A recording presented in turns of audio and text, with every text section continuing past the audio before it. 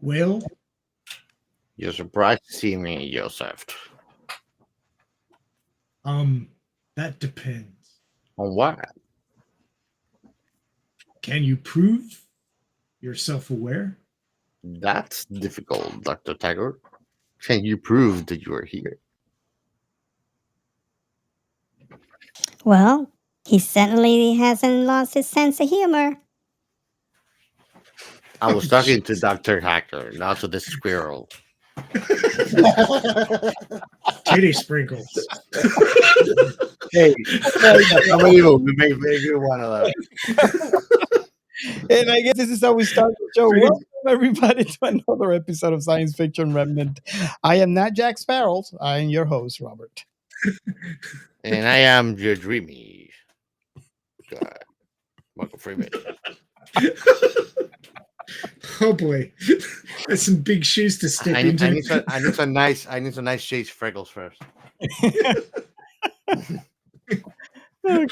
I am I am yet another mad AI scientist raid down in South Florida, South. otherwise known as Australia. It's hot there too. Oh yeah, it's hot, man. It's so hot. It's so Uh, hot that you want to just go walk inside, man. mm. Oh, man. Let me ask you, dudes, what have you been watching? Because I haven't been watching much. Ooh. Oh, Robert, you go first. This will be I, quick. I was watching Avengers: The Age of Ultron with my grandbaby, and Ooh. I have an announcement. My Okay. daughter is training him well. Here he's watching The Mandalorian. He is watching all of the Star Wars in order, and that's not me doing it. That's my daughter. So I couldn't be a Nice. happier granddad. Cool. I love that, man. I hope that he grows up to be like the kind of kids on my groups, that they will see an adult with stuff, collectibles, and we all will become kids again just by Yeah, seeing things like that. nice. Works for So that me. so that's all about it for me. I'm happy to I'll go live next. vicariously. I'll go next because I don't even have. I haven't watched anything sci-fi, man. The only thing that I have suggested, and it's more. I know that the both of you haven't watched it, but if any of the audience have, let us know what you think about that show. By the explanation that I got from my friend, it sounds very promising. It's called The Midnight Gospel, and it's very, very sci-fi adequate topic. So if anybody know about it and want to talk about it, I'm probably gonna start watching it soon. We do a couple of watch parties as always. But that's the only thing I have for today's what you've been watching is just a suggestion. I haven't even watched sci-fi, guys. I'd be It truly might sorry. it might not be Robert safe based on the trailer. It might. Yeah, that's what I thought. This movie Um, is not Robert safe. This movie gets Robert, makes it very, very safe, and then kick it off the curb in a cliff. cartoon gore was the first thing that popped into my head. Honestly, because the very first thing that happens is the very love big interest die, and then he comes back and everything's perfect. And then it gets darker and darker and darker. We'll get to that. I have some things to say. Would hope to hear them, man. I've been waiting since 2016 to hear what you two have to say about this one. You see, Okay, somebody that's doesn't wait for ready. actually watching here and books to be read, but somebody waits for movies. I We're remember. all waiting for something. Okay, well, while we wait for Gio to kind of fix his mic because it sounds like he's coming in and out. Ray, what have you been watching? Well, my list seems to be a little longer than you guys, but that's because everything has a stupidly long name. So you've probably gathered that I listen to lots of little bits and pieces of sci-fi with stupidly long names on YouTube. The HFY Story channel, which I've mentioned numerous times, they have all these cool little sci-fi stories on there about Earth guy and amazingly hot blue-colored alien girl kind of deal. which this is just yet another one of those. It's called My New Alien Neighbor Amidst Pheromones I Can't Resist. Hmm. Which it's actually not as suspect as it sounds. But it was a really cool little story. He ends up, aliens have contacted humanity, and some of them are moving to Earth. And this hot blue-skinned alien girl moves in next door to this guy, and he ends up making a pact with her, some sort of pact where the alien can give the human superhuman powers. So of course he's not real sure about the idea, but she convinces him because she has these pheromones he can't resist. And then there's these what they call dark pack makers who are trying to abduct her and use her for their own nefarious needs and goals. And of course he's got a superhero complex, so he's got to try and save her. And it was actually quite interesting. I reckon they could make a movie out of it. I quite like the idea. It was a good story. Be happy. So I enjoyed that one. It's called My New Alien Neighbor Emits Pheromones I Can't Resist. Sci-fi HFY story, and it's on YouTube.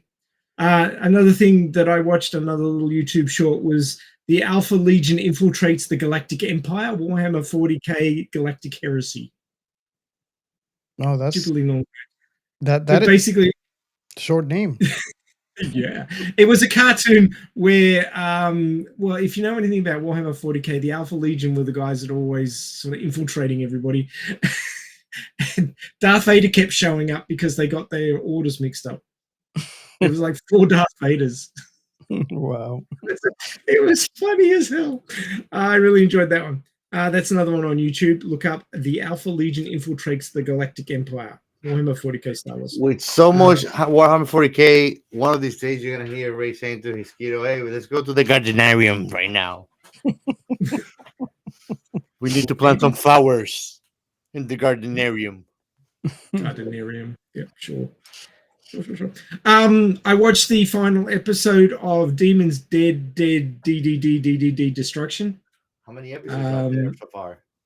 Because I dropped that one at 4, I think.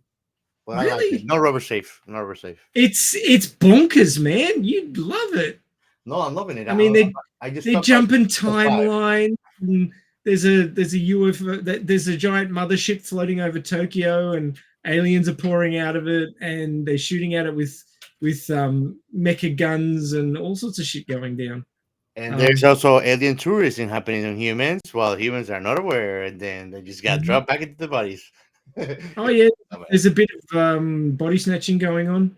Yeah, I found it a very interesting anime, but I felt the end was a little bit of a letdown. But you know, that's my personal opinion. Your results may vary, but I recommend that one. It sounds like a Tuesday on Chaos's head. Yeah, pretty much. I do recommend the monsters.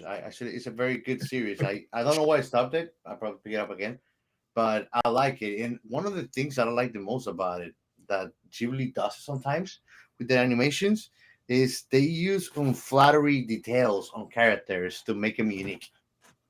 So instead of making them look all pretty and fancy like Totoro little girls, you got these little girls that look pretty with weird chunky eyebrows or with like tiny eyes that don't fit on her face really, but just works and it looks perfect on the character. It's weird. It's weird, man. I don't know who you've been dating, but okay. And yeah, it's a bit of a sad time, I got to say, at the time of recording, because it's the end of an anime season, so that all these animes are folding up, like they're ending, and some of them have got anime only endings. They've sort of deviated from the source material to wrap up because they're not expecting a second season. Yeah. My wife has no emotion finished up. Demons Dead Destruction and finished up. So yeah, but there'll be new animes starting. So I'll probably come up with some more sci-fi animes for the next season in a couple of weeks. Nice. All Okay. right. So I guess we can move on to the next segment. Sure. Our science fiction remnant. This is the Funny Science Fiction Podcast. We are the Caribbean Science Fiction Network. We are Monorats. We are One Accord Level 2 Podcast. This is Jesse from Sudden But Inevitable and Open Pike Night. This is Sci-Fi. And if you are new to this show, this is the segment where we feature the hashtag This is Sci-Fi. Now, this is the hashtag that we use to try to bridge the gap between IPs. We love sci-fi, and we love all sci-fi. So there was always an issue for me prior to us doing the show, and this goes way back to season 1. Because although I did enjoy going into the separate silos on sci-fi, I always wished there was a way that there was a larger community where you can post that and everything will be together, right? You have the fans, creators. Not only that, but you have like the IP of Star Wars, the IP of Star Trek, Battlestar Galactica, Babylon 5, all those big, huge followings of sci-fi groups under one umbrella. And this is why I love what This is Sci-Fi is doing today. And it started very slow. Well, basically, the idea is very simple. If you are a creator, you have that one thing that you love so much. It could be that you are an indie creator and you want to get your stuff, out there. This was one way for you to post it to a group of individuals that they love all kinds of sci-fi and typically are hungry for what's next. If you are a fan of a particular IP, this will be a place where you could go in there and you could post your comments, you could post your love, you can find your passion, and you find people that have the same love for that IP you like, and it start a conversation as well as introducing your passion to someone that have not seen that thing or have read or experienced that IP that you love so much. And I seen this, and it tickles me to death. Where there was someone that did not or refused to get involved in this XYZ IP, and because of reading the post of another passionate fan of that IP, they were able to give it a chance, and now they have a new love in sci-fi. And what is not to love? Sharing the love about all kinds of sci-fi. That's what we're all here. So remember, if you are an author, if you are a podcaster, if you are a creator of any kind of sci-fi, all you got to do is add the hashtag "This is Sci-Fi" at the end of your post, and that's it. Just let it roll. And if you are a fan, you want to follow this is Sci-Fi hashtag, as well as just adding the tag to the end of your post. You add the hashtag "This is Sci-Fi" to all your posts. If you're not familiar, maybe you're new to this kind of social media, all you got to do is go into the search or whatever social media you're using, typing "This is Sci-Fi," press enter, and enjoy. This is what I love so much about this. This whole community together. We can talk. We have different ways that we collaborate as well. So we have various channels that we have kind of like chats, inclusive chats where you could join up if you're interested, and reach out to me if you're interested, where we talk about sci-fi, right? And this is in various different social medias. We also have the main one, which is our Discord. We have a channel for everything, and if we don't, just reach out and we'll make it a thing. But you can talk to us, or you can just go to town with your love for your IP, or if you're a creator, this would be one way for you to, discuss with other sci-fi fans. Another way that you can share your sci-fi love would be with our. We have a hotline. The hotline is 1-305-563-6334. Again, that is 305-563-6334. And basically, you can leave a message for any of the hosts. You can leave a message for the show. You could leave a message, for our very own Captain Chaos is been waiting for those, hate mails. And anything that we have done in the past, if you have any comments, anything that you like us to do in the future, or if you you have some sort of thought that you want to discuss with us, and what we could do is on our next episode, we can make it a conversation around it. So it would be one way, and a very small way that you could be in the show if you like to be. And you can always reach out to us if you want to be on the show with your favorite IP. So in this segment, I wanted to announce something, and I know many of the fans and some of the other creators that I've talked to have mentioned before, and it's something called Substack. That and I know I'm probably late in the game, but I do want to announce that we now have a Substack, so we can put in all our articles for sci-fi. And interesting enough, for this week, we actually have an article that I wrote that is called "Why This Is Sci-Fi Matters: Connecting Fans, Creators, and the Future of Science." And that is kind of cool because it allows me to explain a little more, or expand more into the idea of what we're doing. This is sci-fi, and that is actually a great article to go to. If you are basically, if you want to join up, all you got to do is just go into substack.com, create a free account, and then you can do in the search. All you have to do in the search is type in science fiction remnant, and we should come up. And I invite you to subscribe so you don't miss future articles. I have articles scheduled every Saturday at 7 a.m., which is the same schedule release that we have for our pod, all the way to December this year. So if you don't want to miss any of those articles that are coming up, make sure to go in there and subscribe. Now, if you're watching this on YouTube, which if you are not, why?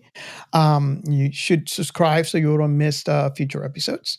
But we do have a QR code that you can scan, and it takes you straight to our Science Fiction Remnant Substack.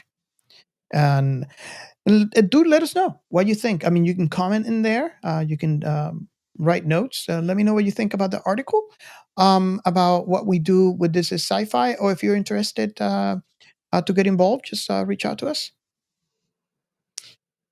Awesome. I'm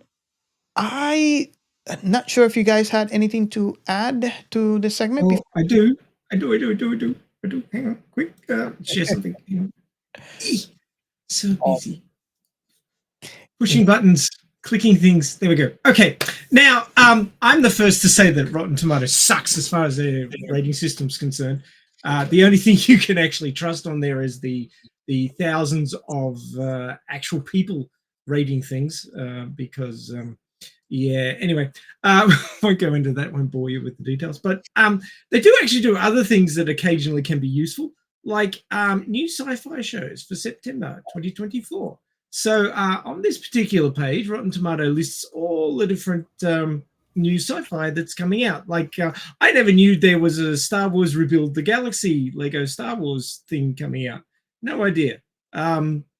So you can check that out, and you can also create watch lists for things that you want to watch. So what else have we got here? There's some Starblazers. That's coming out. That's an old one, but I guess it's being re-released. We'll just scroll straight past this one. we won't even speak its name. There's some Star Trek Prodigy latest episode coming out. We should cover that. We need to. Kaiju number 8. But the latest episode of that was June 28th. So that's been done. But season 2 is coming apparently. So that's awesome. Dark Matter. I've heard that's pretty good. Haven't watched it yet. And I'm like, I want to start that show, but I want to read the book first, and I already bought it. Cool. Disney Doctor Who. What the actual? Anyway, It's interesting. I watched it with hesitation, but I like how they did it. There's a clear separation, so you don't have to marry the Disney version of it. You could still go, but it's interesting. I can see Disney all over, which is a weird concept on Doctor Who. The Secret of Skinwalker Ranch. Okay, that sounds dodgy as all hell. That could be a porn title. But anyway. Oh, nice. One that we covered just recently, Terminator Zero. Highly recommend it. Oh, yes. Highly, highly, highly recommend it. In fact, I'll be bringing that up when we get to the main topic. But anyway. So there you go. Rotten Tomatoes, new sci-fi shows for September. And they're back padding, obviously, because some of these aren't September. They're much earlier. Do you think that the tomato production is going to be short for this year? Huh? I didn't even catch what you said, dude. Do you think that the tomato production for this year is going to be short in order to supply demand? We're throwing them.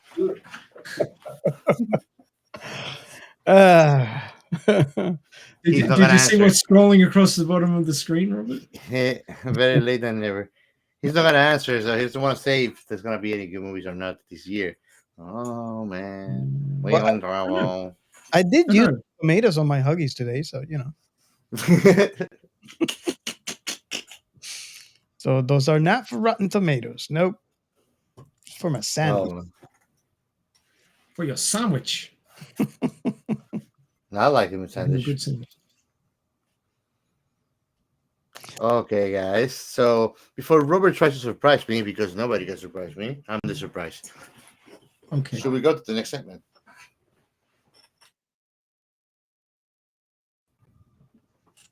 And for these shout outs, we're going to make a special welcome and thank you for joining us, Don Roberto, which is Robert's dad. He actually is our PvP MVP in World of Warcraft. It's been a while since he hasn't played World of Warcraft. I think that I haven't met Robert when he was playing World of Warcraft still, right? Yeah. And he's like, Don Roberto is like the sweetest guy ever. But when he's in World of Warcraft, he's like a feral little Yankee guy. You have to be like, you have to be and making sure that he doesn't die. He's the kind of person that all your loot. He hits shit and then asks questions later. Yep, absolutely, man. But I mean, aside from that, I'm happy to see him, man. It was fun to play the couple times I played with him, and I mean, it's always a fun time with Don Roberto. So we will welcome you, and Robert, courtesy of Robert, he actually asked for Spanish, and yo siempre hablo español con un termidón, así que bienvenido al grupito y vamos a jugar y a divertirnos, que parece que estamos aquí. And next in YouTube, we have a new subscriber. Welcome to our YouTube channel. We hope that you like everything that we do and don't. And if you have any requests for episodes, topics that you like us to cover, you know where to reach out. And we would love to see your comments and input about what we are posting on our videos on YouTube. We'll engage with you, and we love always speaking those conversations with our audience and friends. So that's the place to be. Let's keep it going. Last but not least, we have the Terra Alpha audio drama, and you should go and check them out. They are pretty cool dudes. They actually write role playing for D&D and science fiction, most topics. I love talking to them all the time in Discord, but they are always also posting amazing new content in Twitter. So go and check them out. And that will be all for today's shout outs. And I'm not going to leave it on an awkward silence now, because there it is. I was like, that was timing. That was bro. Oh, so You we waiting? go into the next segment. Is that what we're? Was he waiting for us for the last very minute? Yeah. Because I was already mentally prepared to do the Dialita RB News. Hey, I did it better than Robert. With no voice changer. You did better than me. I know, because this voice is original. Oh, nice.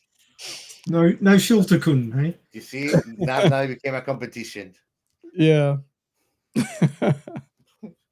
We should do it at the same time and see what happens. Okay, 1, 2, 3. Dialita RB News. You see, mine being original opaques your voice changer. Thanks. Stop the cap. Oh wow. Okay, so we have big news in the Elite Army news this week. Now, it was so big that it took over the live stream, and we ended up putting the topic that we had planned to talk about off to another week. That's how big it was. So the original topic that we had planned looks like this. Now, where is it? I've got to get the right window. There we go. So this is what we were planning. We're going to talk about Alita Who. What would the Battle Angel be like as a Time Lord? Look, it's Dr. Alita. It's Dr. Alita, that's right.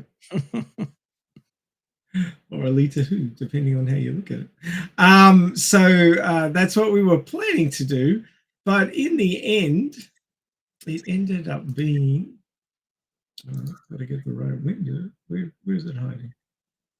There we go. So it ended up being this. Now you will see on this new episode title, Nikky and Charlie Smith talk about meeting Rosa Salazar, and there in fact is a picture of Muskogee Creek of the Elite Army with his arm around Rosa Salazar. Jealous much? Yeah, pretty much. The one and only. And in fact, Charlie Smith, after being cuddled by Rosa Salazar, was quoted as saying, "Now I can die happy." Nice. And he will never watch that arm again. Big news. Yeah, big news. So yeah, Rosa Salazar was starring as Roxanne in the stage play Cyrano de Bergerac. Which is currently playing in California. Can't remember the name. Oh, it's the Pasadena Playhouse. There you go. It's actually in the title. So there you go. But yeah, she's playing in Cyrano de Bergerac in Pasadena Playhouse right now, so you could go and see her. But yeah, the boys rocked up. That's Nikky and Charlie Smith rocked up to the Pasadena Playhouse with their Alita Army shirts on. And then after the show, they actually got to meet and talk to Rosa Salazar. So there you go, big news. Now, I'm not going to spill any of the fascinating details that were included in that live stream, which the information was so gobsmacking that it took over the live stream and we had to change the title. So if you want to know, you want to be in the know, and it is some pretty important information, you'll have to go and watch that live stream. Yes, I am funneling. I'm a prick. I know. But hey, give it some more. It's the smartest way to lead to the right place, right? Yeah. But you know, this is as Robert keeps telling me, this is a long format podcast. We will wait. We'll be here when you get back. So go over and watch that live stream and then come back to us. And you will know what I am talking about. That is true. I mean, if it stands for a poop break movie, it stands for many things. And if you are watching this on YouTube, there is a QR code in the top left-hand corner. You can scan it. I'll take you. You know what I meant? You know what I meant by that, right? It's a 5-minute movie. If we're long enough that you can pause and come back in a 5-minute movie, there's always the time. I don't want you to think that I said that Alita is poop. It's not. Ugo's poop. What is a 5-minute movie? A 5-minute a poop break movie is like Ra from Dust. Oh no, I It's know. a 5-minute movie. It's literally the movie's 5 minutes. When I tell people that, they don't believe me that a movie can be 5 minutes long. You can tell Well, a lot of story in 5 minutes if you do it right. yes, Yeah. we have. But it's a very uncommon thing. It's so much that whoever sees it and has a little bit culture about it, they would think, "Oh, that's a film festival kind of thing," But it's not like something mainstream that you will find out there if you think about it. Name me 5-minute movies or 10-minute movies. You don't know, right? They're out there. They're really good. They might not be mainstream, but we have covered quite a few in this show, and they're amazing because, and I think it takes a lot of know-how in storytelling that it works. Yeah, absolutely. It just works. So what I was saying, if you're listening to the show, all you gotta do is go into YouTube and search for Alita Army, or is it hashtag Alita Army? Army. And if you are watching on Right, YouTube, Robert. Okay. Right. if you're watching on YouTube, all you gotta do is scan the QR code. Beep, boop, beep, boop, beep, boop. Awesome. So, So there you go. that is great news.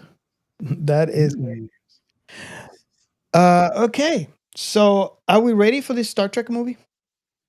Star Trek movie.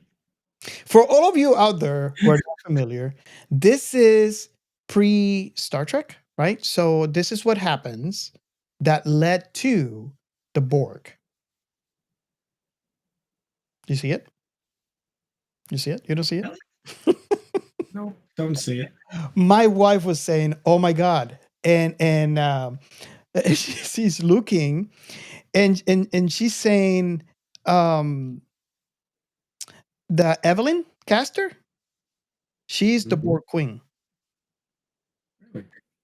So Will was dealing with nano machines that were fixing these people that had health issues, and in essence was creating a hybrid human that works in a hive. Sounds familiar? Does. So that's why, and the reason why I mentioned that is because this actually came from my wife. I was like, "Whoa, you do have a point. This is scarily like how Borg half started." She's calling the shots, Ray. Can you believe that? So what you're telling me is that the Borg didn't start in the Delta Quadrant and actually No. started on it. Exactly. Okay, so before we get into more of the Borg, do we have a plot? Well, I'm going to start a hashtag, which is alternate future history. Because we all know that future history is going to be Star Trek. It has to be, because there's so much of it. In the meantime, This is alternate future history. Absolutely. Just Transcendence. Okay, fair enough. There you go. But I do have a plot. This is what happens. This is what happens before he became Jack Sparrow, bro. Yeah. Come on. And my wife said the only thing missing was the green light. The green light. Yeah, because when you think about the Borg, it's all like green lighting. Oh yes. So, just a bit of context. Transcendence was released on April 10, 2014. It's 119 minutes long, so just slightly shy of 2 hours. The budget was somewhere around 100 to 150 million because Hollywood accounting. And the box office was 103 million. So it didn't do so well at the box office. Didn't really make its money back, but that's probably because it had a lot of big stars in it, which cost a fair bit. Yes.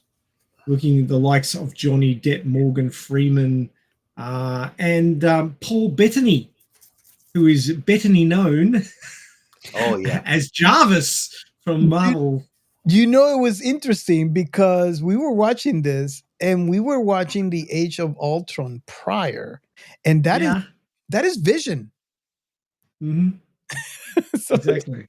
I was telling my wife, look, there's Vision, because we were watching the other movie previously, and it's like, yeah, just take the jewel out of his head and clear his red, face coloring, and there you Give go. him a bit more of a tan. Yeah. And there he is. So, the plot. Dr. Will Caster is a scientist who researches the nature of sapience, including artificial intelligence. He and his team work to create a sentient computer. He predicts that such a computer will create a technological singularity, or in his words, transcendence. His wife Evelyn is also a scientist and helps him with his work. The anti-technology terrorist group known as Revolutionary Independence from Technology, or RIFT, carry out synchronized attacks on AI laboratories. While one member shoots Will with a polonium-laced bullet. Will is given no more than a month to live. In desperation, Evelyn comes up with a plan to upload Will's consciousness into a quantum computer that the project has developed, known as PIN. His best friend and fellow researcher, Max Waters, questions the wisdom of this choice, reasoning that uploaded Will only be an imitation of the real person. Will's consciousness survives his body's death in this technological form and requests to be connected to the internet to grow in capability and knowledge. Max believes the computer is not actually Will and demands that it be shut down. Evelyn, being offended, demands that Max leave. Piss off, Max, you're not killing my digital husband. Her husband in The Sims, basically. My house, you can get out. That's right. At a bar, Max is met by Bree, the leader of Rift. He refuses to talk to her and leaves, but is kidnapped by other members of Rift in the parking lot. No shit, Sherlock. I saw that coming. They use his cell phone to track down Evelyn's location. When Rift discovers where Evelyn has established her project, she connects the computer intelligence to the internet via satellite and escapes before Rift destroys the equipment. That was a close thing. Those drivers took a long time to load, I've got to say. I was wondering about that, because the speed, I mean, he was installing the communication application, and then all of a sudden the light went out. I was like, was that enough time to download? Yeah, plot holes are us. But anyway, yes. Moving on. In his virtual form and with Evelyn's help, Will uses newfound vast capabilities to build a technological utopia in a remote desert town called Brightwood, or as they refer to themselves, Blightwood, where over the course of 2 years he spearheads the development of groundbreaking technologies in medicine, energy, biology, and nanotechnology. However, Evelyn grows fearful of Will's motives when he displays the ability to remotely connect to and control people's minds after they have been subjected to his nanoparticles. Bum, bum, bum. Body snatchers are us. Hashtag. After visiting Evelyn and the underground facility Will has built and seeing the capability of the hybrids Will has created, FBI agent Donald Buckman and government scientist Joseph Tagger, Judy Sprinkles, become suspicious of Will's motives and plan to stop the sentient entity from spreading. With the help of the government and Rift, yes, they're working with terrorist people. I love the hashtag, by the way. As Will has already spread his influence to all the network computer technology in the world, Max and Rift develop a computer virus with the purpose of deleting Will's source code, destroying him. Yes, they are jelly. This is sounding like Digital Days of Our Lives. Evelyn plans to upload the virus by infecting herself and then having Will upload her consciousness. Now, how digitally betrayal. How much digital betrayal can you suffer? That's pretty much the worst of it. A side effect of the virus will be the destruction of our technological civilization. Wow, when you take down that marriage, you're taking down our entire civilization. Good job. Yep. This would also disable the nanoparticles which have spread in the water through the wind and have already started to eradicate pollution, disease, and human morbidity. Oh my God, they're doing such terrible things. Big Pharma won't stand for it. Oh, Are you seeing the problems here? When Evelyn goes back to the research center, she is stunned to see Will has newly created an organic body identical to his old one. Oh, terrible. How dare he? Will welcomes her, but is instantly aware that she's carrying the virus and intends to destroy him. Yes, he's not stupid. Well, actually, he's stupid, but we'll get to that. The FBI and the members of Rift attacked the base with artillery, destroying much of its power supply and fatally wounding Evelyn. Yeah, she chose the right side, didn't she? pretty much. Justice for Evelyn. When Bree threatens to kill Max unless Will uploads the virus, Will explains that he has only enough power to either heal Evelyn's physical body or upload the virus. Evelyn tells Will that Max should not die because of what they've done, so Will uploads the virus to save Max. As Will dies, he explains to Evelyn that he did everything for her, as she has pursued the science to repair the damage humans have done to the ecosystem. In their last moment, he tells Evelyn to think about their garden. The virus kills both Will and Evelyn, and a global technology collapse and blackout ensues. Good job, guys. Nice choice. 3 years later, in Will and Evelyn's garden, in their old home back in Berkeley, Max notices that the sunflowers are the only blooming plants. Upon closer examination, he notices a drop of water falling from the sunflower petal instantly cleanses a puddle of oil and realizes that the Faraday cage around the garden has protected a sample of Will's sentient nanoparticles. The movie ends with a voiceover of Max. He created this garden for the same reason he did everything, so they could be together. Yeah.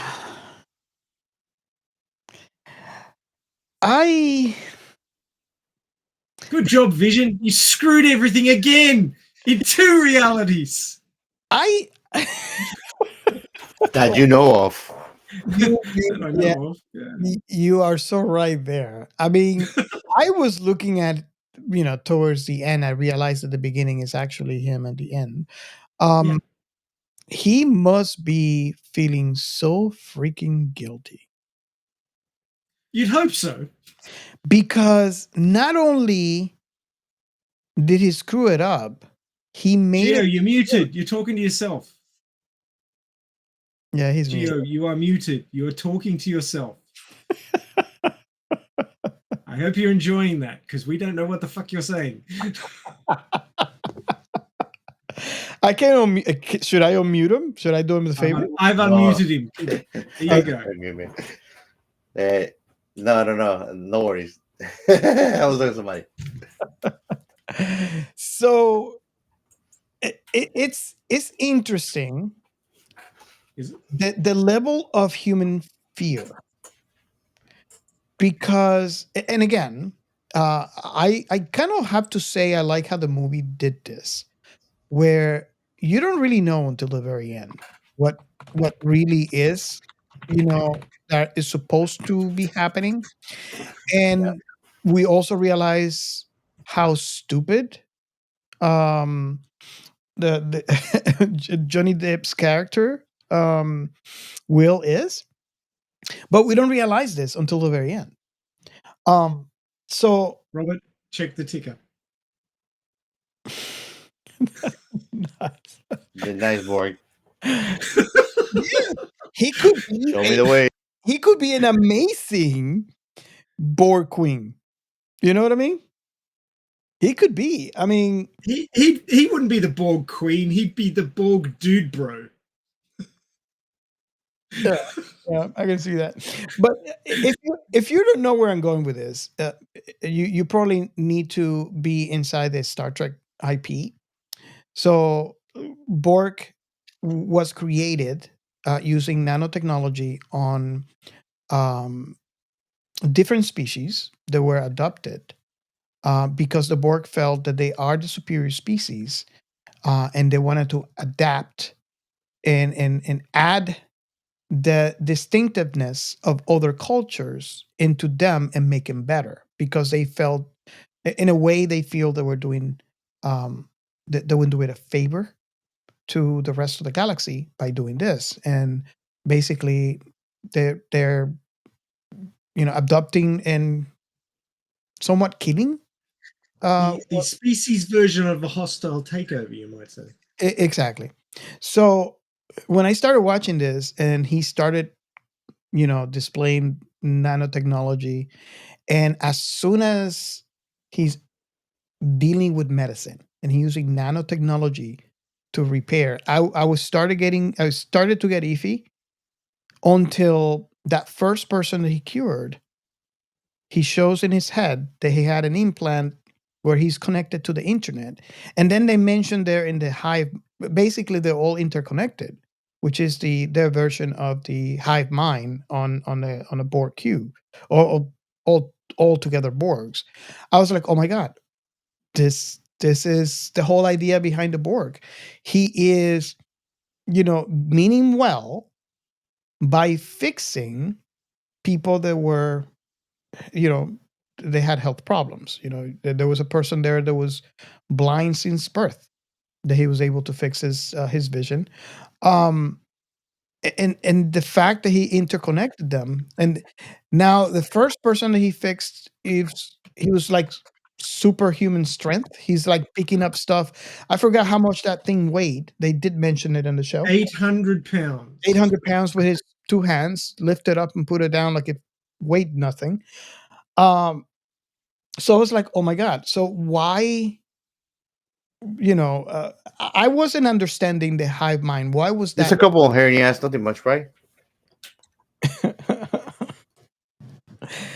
So,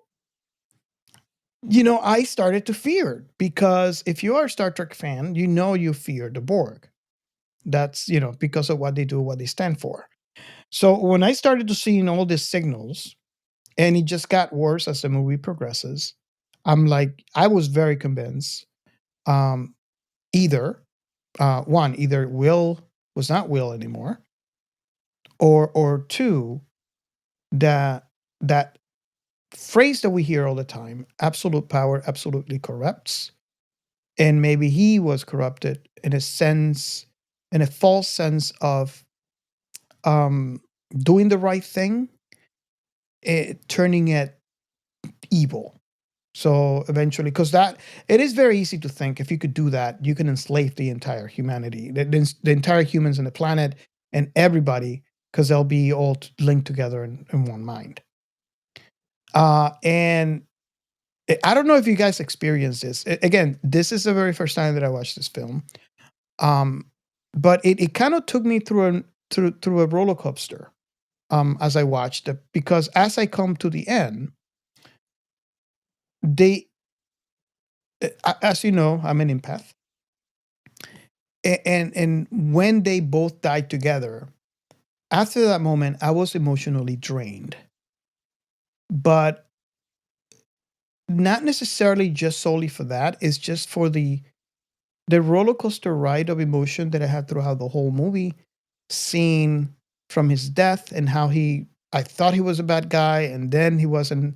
And I don't, do you guys experience that altogether? I mean, I had to applaud the movie for that because I don't think I saw it coming. Uh, Ray, when was the first time you saw this? Today years old. Okay, so you are together with me. Gio's the only one who's seen this a while back and multiple times. So was that your experience as well? Um, yes, but I didn't find it a pleasurable experience because I'm a writer and it was a huge plot hole to make it work. Mm. I mean, the guy was doing what she wanted. He was working on the problems that she wanted solved and was solving them out of the goodness of his consciousness because he didn't have a heart anymore. But he was helping people, and being a hyper intelligent AI, he should have known how people were going to perceive this if he didn't explain it to them, and he didn't bother explaining it to them. He kept it, even kept his motivations from her until the end when he uploaded the virus and destroyed himself. And it's like, dude, you're supposed to be intelligent. The first thing an intelligent person does is communicate, and you didn't. Huge plot hole. I'm sorry. I wonder, right? Because I hear you talk about that, and again, you know me. I sometimes I reach. It just kind of makes sense in my head, right? Is it possible that there was an AI installed there called PIN, PINN, that they were working on, and this is the basis for the entire research and how they were able to figure out that with with help from the other doctor, I forgot his name, Vision, that you could Max, from help from Max, they figure out that yes, you could convert, which makes sense even today because our brain is electronical impulses. The only difference is there are electronical impulses on a biomass and not like an electronic device. But in this, movie, Max figure out that he could convert the electronic pulses on a brain right into a quantum computer.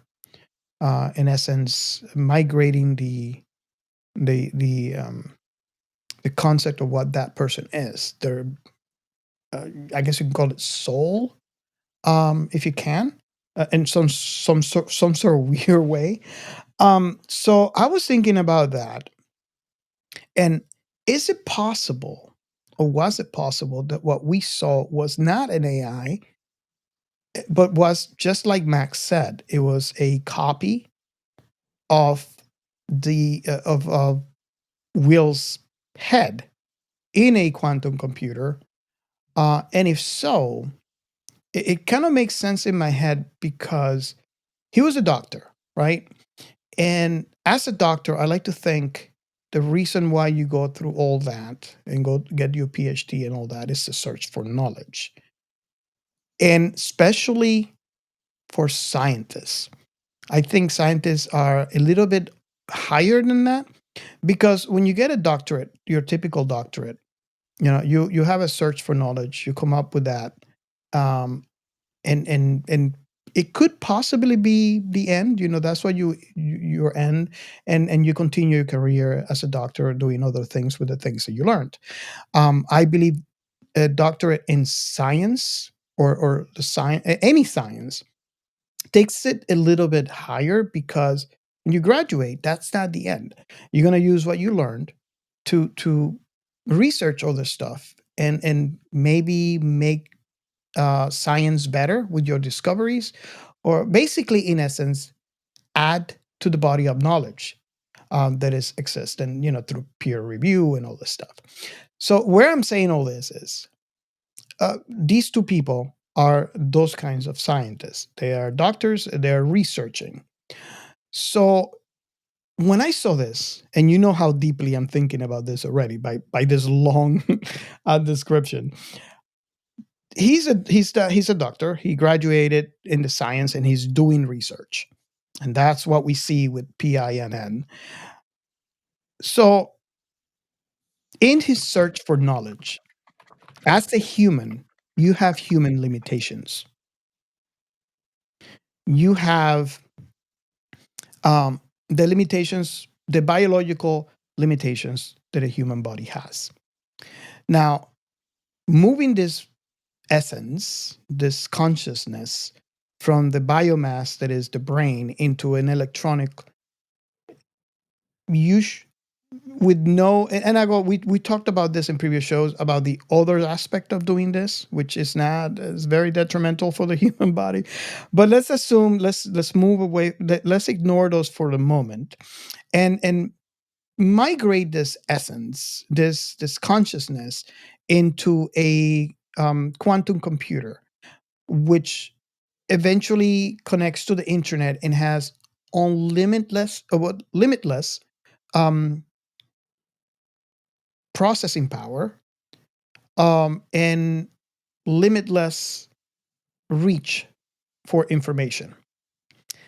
I think for that kind of person, a doctor in science, someone that is searching for knowledge all the time, that is a dream, because is able to reach out and think about things faster than what we do right now. Now, why I'm saying this is it possible that we thought, and again, I may be completely wrong here, this that we thought was an AI is actually the human essence of this person migrated into the quantum computer, and that's the reason why we see human traits as far as faults coming over. Because I did agree with you, Ray, when he, like, come on, you know, uh but maybe as a human, and he did express this at the beginning, people will have fear. People will fear you. So I was always thinking maybe the reason why he did not tell her was because he was afraid that she was going to fear him. So he was trying to work as fast as he can, because he felt that if she sees the end result will be better for him. We all know that didn't turn out that way. I think there's another thing that, which is human too. There's one thing that communication is very important for a marriage. And that I see happen all the time. How there are problems that come into a marriage that arises from lack of communication, which is very human. And when I see him do that, I'm like thinking, okay, that is a human trait. That is not an AI trait. So, and I don't know if Gio, if you know what I'm talking about, or Ray, if you kind of see where I'm going with this or what my point of view is, because I do agree. I mean, AI, that's what we're talking about. As an AI, yes, but I'm thinking, is it possible that he's not 100% an AI? Maybe this is a person that migrated. And again, I know how ridiculous that sounds. No, but we have spoken about this in previous episodes where we have a replication of an actual human being converted into artificial form of life. And there's always a question back at the is that real? Is this a branched out version of it? Does that thing have a soul? You know? Go ahead, Ray. I don't know. I just had to say that because I'm curious to hear your thoughts. Okay, so my take on this, and I may be getting a little bit technical. Your thought processes aren't sitting in a vacuum. They exist within a biological body, which has hormone feedback loops, and it's affected by blood sugar, and it's affected by oxygen availability. You know, when you go digital, you're taking all of that extra stuff away. When you're thinking, you can be distracted by feelings, by hunger, by other thoughts, because they're not, you know, they're not all compartmentalized. People have trauma that they're carrying with them, And all of this in a biological system that doesn't work with any of the sort of regimentality that a synthetic system would run on. It's not pure logic. Humans are not pure logic. They're feelings.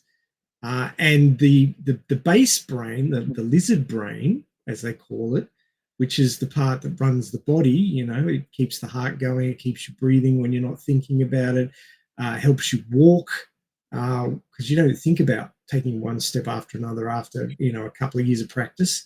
You can walk, you can run, and you don't think about it because there's these subparts of your brain, the lower intelligence parts, doing that job for you, and you don't have to think about it. So there's all these bits of you which aren't conscious bits of you.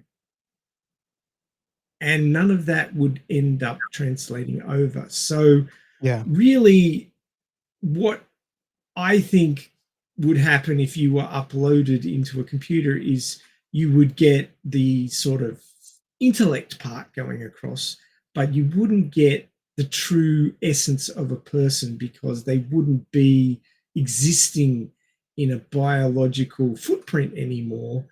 It would be a simulation of a person, of their higher functions, unaffected by their lower functions, which we're all there. I mean, you can see chaos there. He's adjusting himself, he's scratching, he's doing all these things. It's distractions because his body's there. But if he was uploaded into a computer, that would be all gone. There'd be a whole chunk of him missing. And that would affect the way that thing would work. I learned by watching the movie, another movie that I'm not sure if you covered it, figure Keanu Reeves, Replicants. What they explain is there's a lot of processes that go in the background of the brain that we do not control. Like exactly, you're gonna control the heartbeat of your heart. It just goes on. It's automatic. You can control your air, your breathing, but honestly, you're not thinking about that while you're walking or while you're sleeping. It just goes on automatically. They call it the reptilian part of the brain. Yeah, that's what I was saying. Yeah, lizard I brain. mean, lizard brain. Yeah, lizard people. But it's quite interesting because it makes you wonder the amount of operations that this perfect machine can compute that you are unaware completely of, and what would happen to your dashboard if you were to have to actually bring them through there and become aware of it. It will make you crazy. Well, you wouldn't have time to have higher thinking functions because you'd be so busy making sure everything else was working that you wouldn't have time to think about it. That's why the brain is compartmentalized. Yep. If I would have to think about all of those things while being conscious, I was like, oh, food. That's it. Yeah. Now let me throw a little thought experiment out there for you.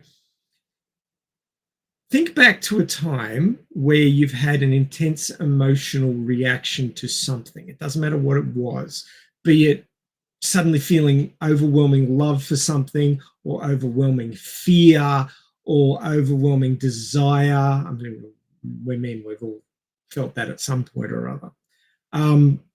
I can give you an example which is somewhat embarrassing.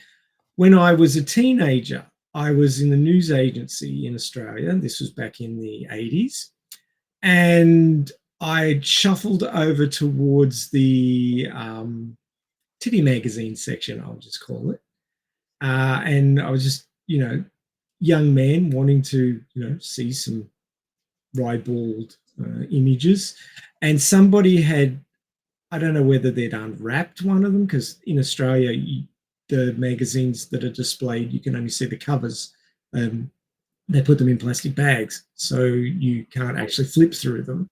But somebody had unwrapped one, and it was sitting there. And I picked it up, and I flipped through, and I got an eyeball of things going on in this magazine, and I got an instant hard-on. It was like the most intense physical reaction to seeing an image that I'd had at that point and would ever have. And it was just something that hit me like a truck, like truck kun, like bam. and I suddenly had a hard on. It's like I never believed that my blood could flow that quickly to any part of my body. But it just did, just wham. And it was so intense. And I put the magazine down, turned bright red, and ran out the store because I was so embarrassed by that happening.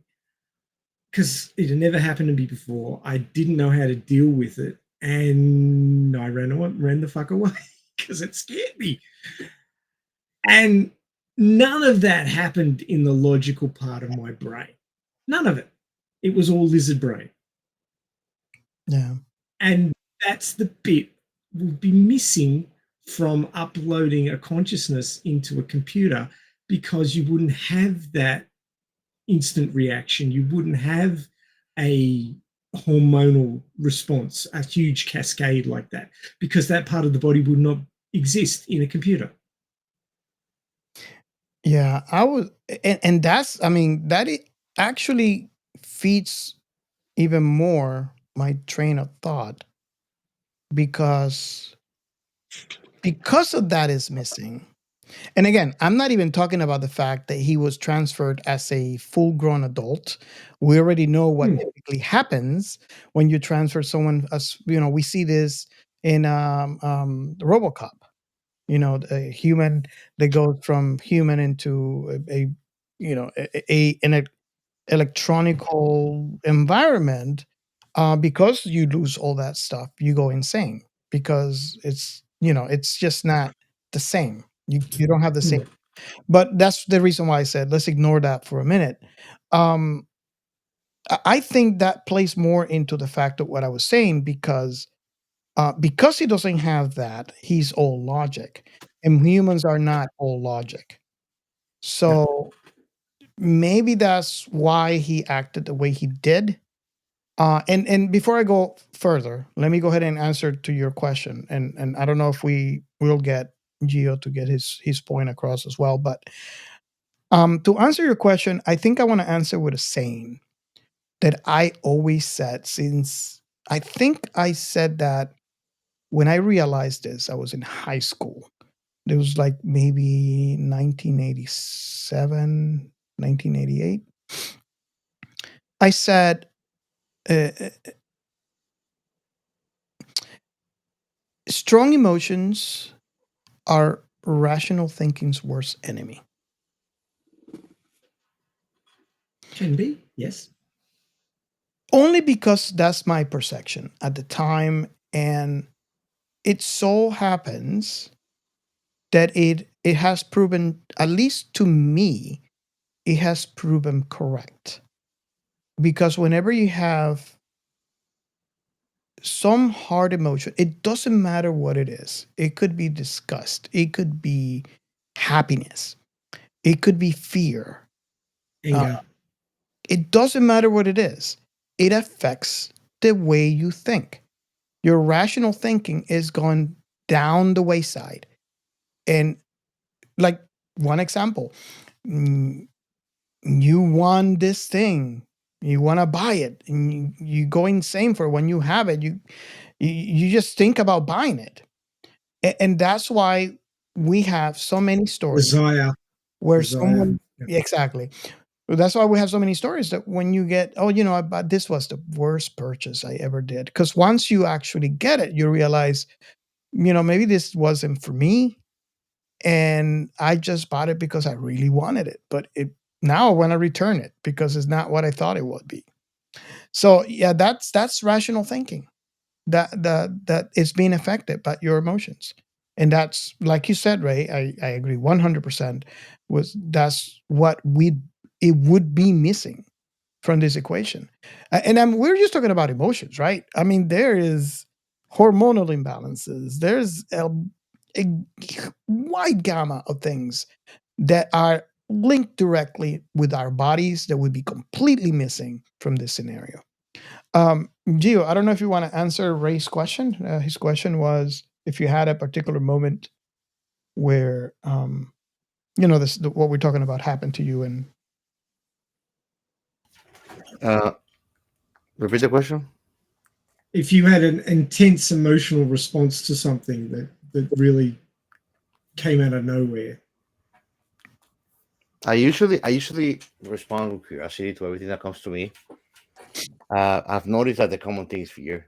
Most people, and I've noticed the ones that expect fear of me get weird out too, because I'm just like curious. Like sometimes people that you should have run from me, bro. I'm like, no, bro, you're asking me for help, or is this that, and I'm just like curious. Like I take things for what they present itself, even if they can be deceitful.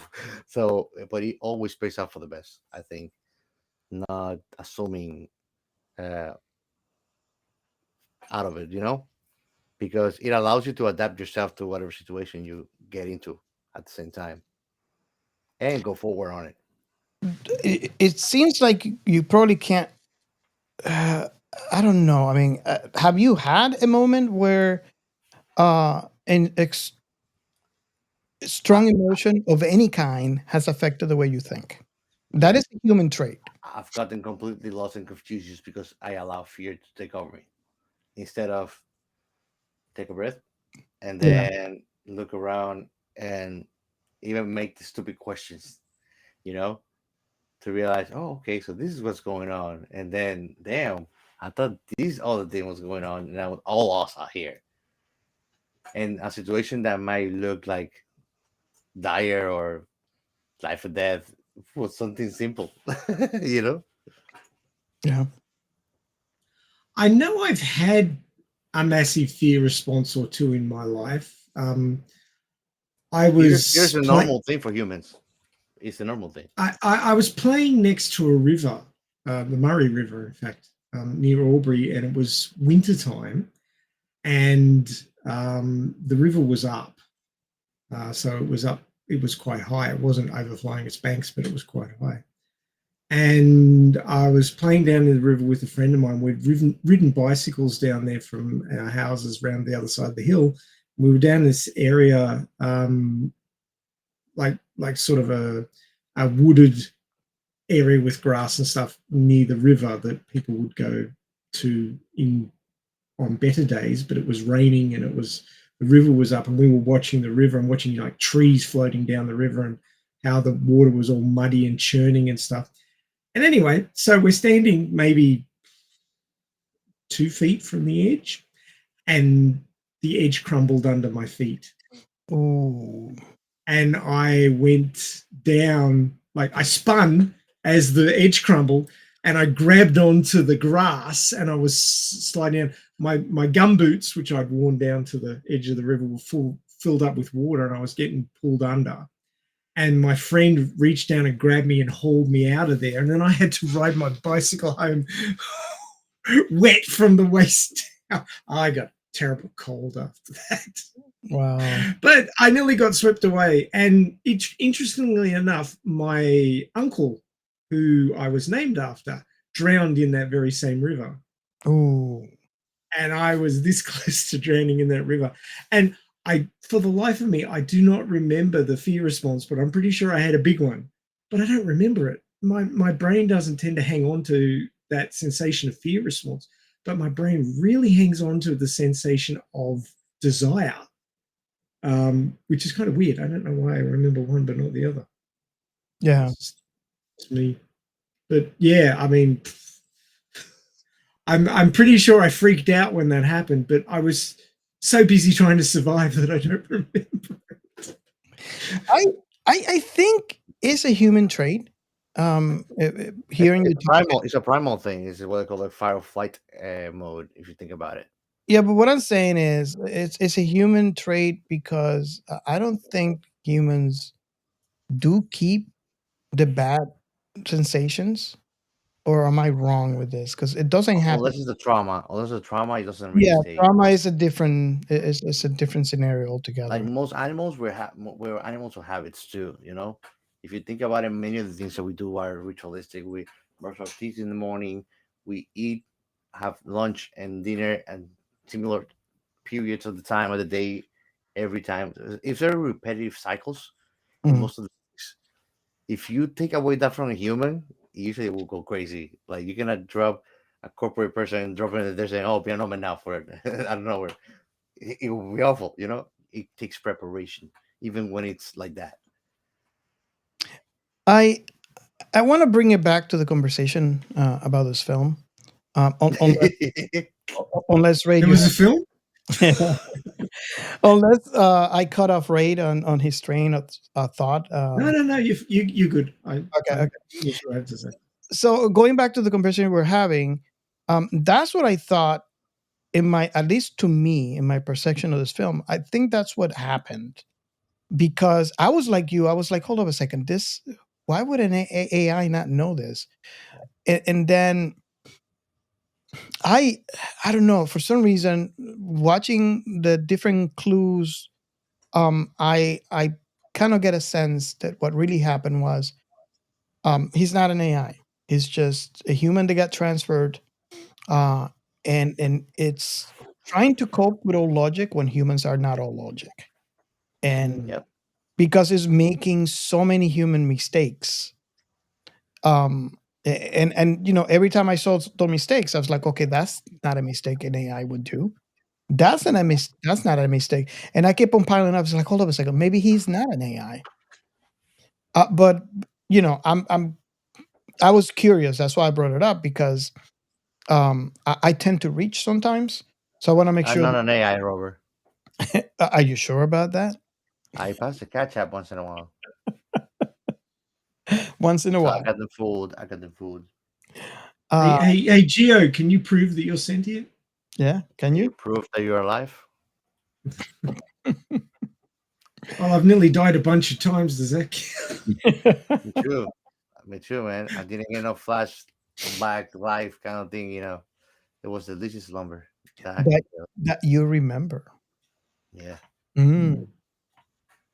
No. I remember dying. I wanted to stay asleep. It's like your body is so shut down, like you're not even there to like, oh, I want to, like, your survival instinct is gone at that point. You have to be a person with a very, very strong will to live, to be in a position like that, and like, I want to still stay alive. Like, I didn't want to die, but when I wasn't there, I was like, just let me go and sleep. And the guy was like, yo, you're gonna die if you sleep. And I don't care, bro. Just let me sleep, please. I'm tired. And it's like your instinct to self-preservation, it's gone. You're just a response of desires at the moment. Very chronic. So basically, your lizard brain was running the show. Yeah, literally. Literally. Mm. But how do we land to the lizard brain? So So it's interesting what you brought up, Robert. I just want to talk to it before you move on, because now you mention it, it's kind of like his higher functions have been transferred, but his lower functions weren't, and that was leaving gaps in his thinking, and that's why he was making mistakes. And I mean, you and me, and I don't know about Geo, but certainly definitely you and me, Robert, overthinkers. yes. If you had more processing power to think, you'd just do more overthinking, wouldn't you? Oh, yeah. You'd overthink to the nth degree. Like, human brain gets tired and just stops overthinking because you just can't anymore. But imagine if you were an AI with almost unlimited thought potential, and you never slept, you never got hungry, and you never got tired. How much overthinking could you do? How much stuff I could do.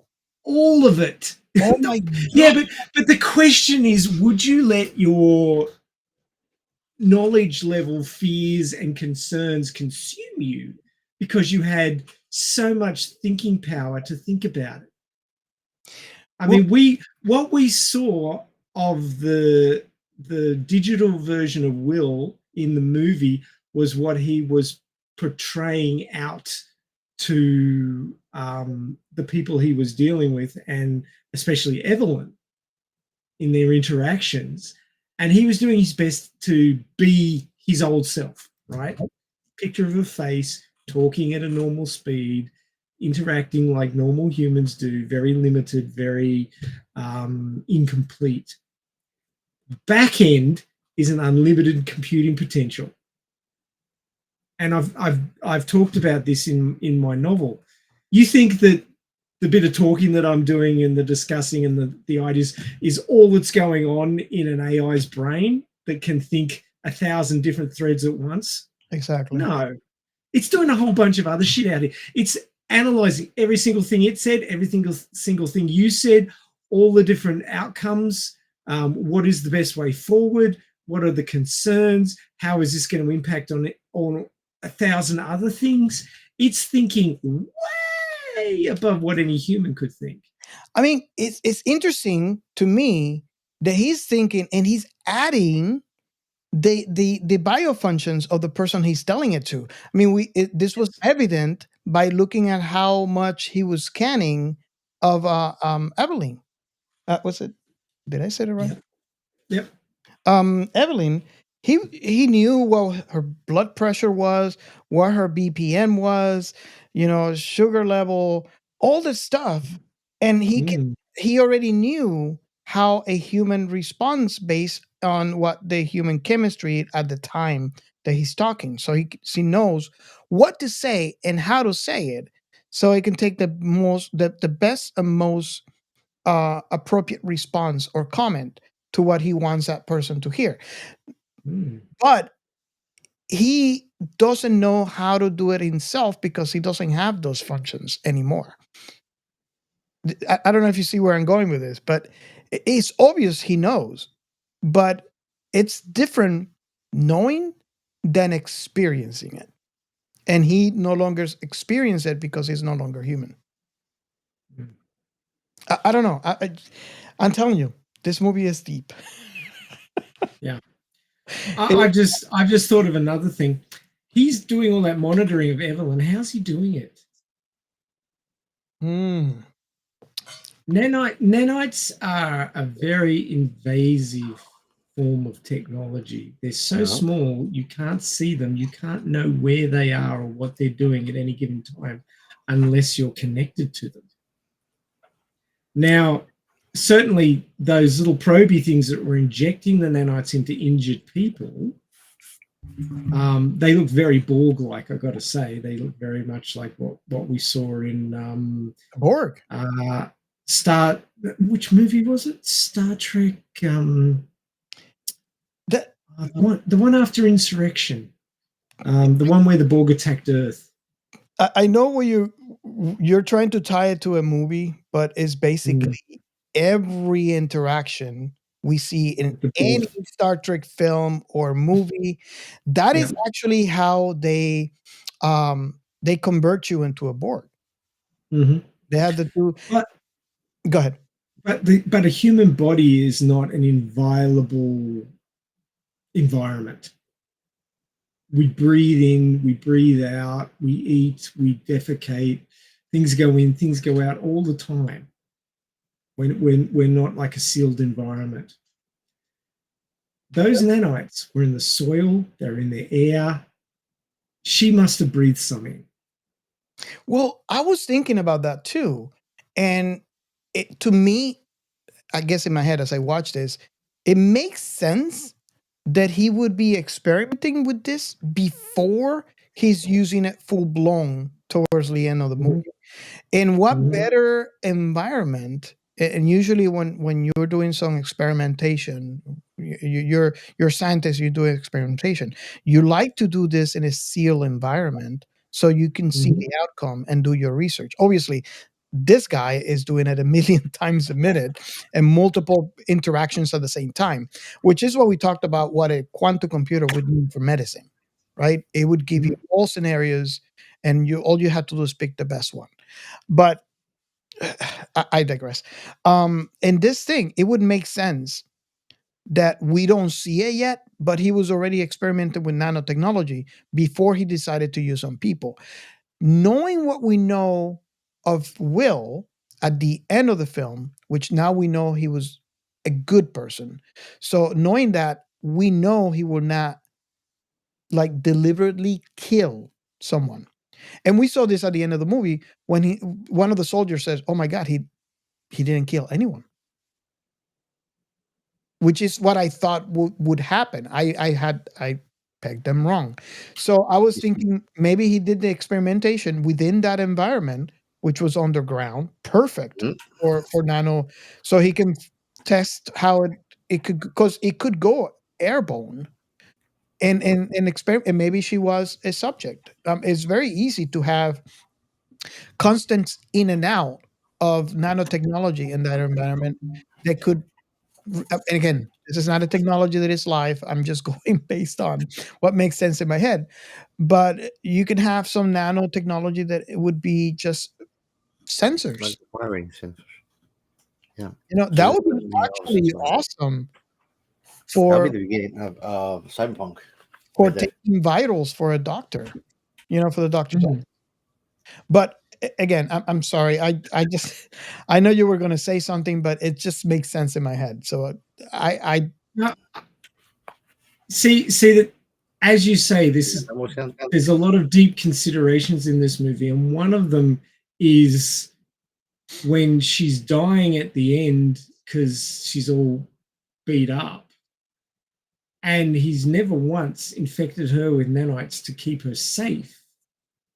Now, is that because he wouldn't do that without her permission? She never gave permission, or is it, if he was just an AI, the logical thing to do would be, if this is an important person, you make sure there's nanites on them to fix them, even if they're just sitting on her skin rather than invasive, to put her back together the moment anything bad happens to her. You don't leave her there bleeding out and dying for like ages. There was nanites all over the place. They should have been able to fix her like that, but he didn't. I think, and I'm like really curious to hear Chaos's thoughts on this because he's seen this movie many times. I only seen it once, Yep. but I think there's various reasons as to why. Number one, she was already afraid of him. So I think the fact that he would put in, I mean, she's already dying. Mhm.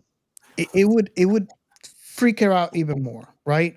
Which Yep. we now know Anybody that in the right mind. she You could for discovered that. she was she feeling bad because she didn't trust him, and in fact we all discover he was actually good. Mhm. But I think the main reason was he didn't have enough power. So, and that's the reason why he said, okay, I can only do one thing. I can either save her. I have enough power to either save her or Her save, or Earth. or what was his name? I always forget his name. I'm so sorry. The other Max. doctor, Max. Sorry. Um, Max. he could either save Evelyn or Max, but he can't save them both. Mm-hmm. And I think that might be I want to say the main reason, right?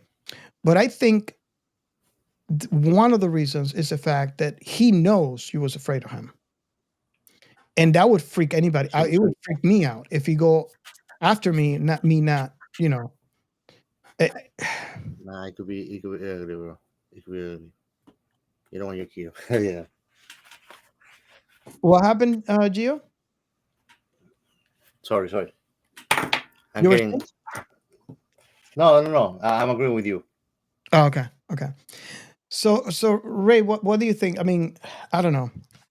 I'm always afraid that I'm reaching, but again, I'm an overthinker, and I think this scenario, if Well, things happened in this movie that defy logic, but there could be underlying reasons, and that's kind of what we're teasing out at the moment. But there's a whole bunch of things that an AI just would have done without asking for permission, Yes. because that person is of in ultimate importance.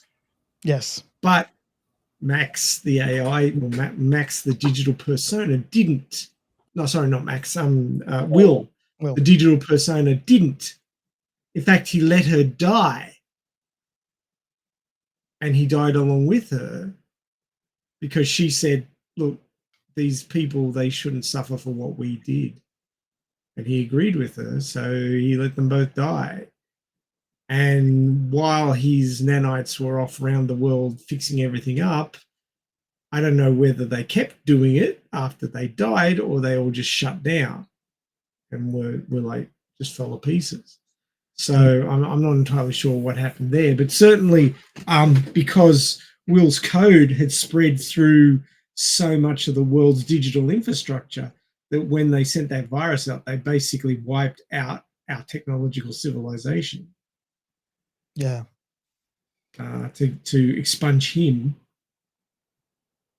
So, I mean, they were afraid of what he might do. He wasn't communicating clearly what he was doing because he was maybe thinking that they would fear him for what he was attempting to do. Yeah. And it all ended up in the shit anyway. Now, nobody trusted anybody else. Nobody was communicating correctly. The wife, who was supposed to be his closest confidant, was supposed to believe in him, turned on him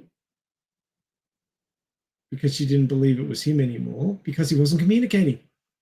If he just said, well, this is what I'm doing and I'm doing it because that's what you wanted. If he'd said that 20 minutes earlier, she wouldn't have done it. And they just kept Max around to point a gun at his head to make Will do stuff, which an AI would have just said, that's one person versus the planet. I don't give a crap. But digital Will, who's a soft-hearted fool, just curled up and died so that Max could live, even though Max hated his guts and didn't think it was him. So, what the hell? And it's funny that you mentioned this because I guess we got to the point where I was emotionally drained as an empath. I don't blame you. Really, really don't. I felt really, really bad because I understood Max's point of view. And I understood how guilty he felt. But I think that takes second place to Evelyn. Evelyn was the wife. Evelyn was supposed to know Will. And she knew Will. And only at the last moment, she realized that it was Will all along. It was just lack of communication, which happens in a marriage. That is a natural evolution. I mean, it's not the best, right? You wish there was a lot more communication in a marriage, and that would lead to less problems. But I'm not saying that theoretically, as humans,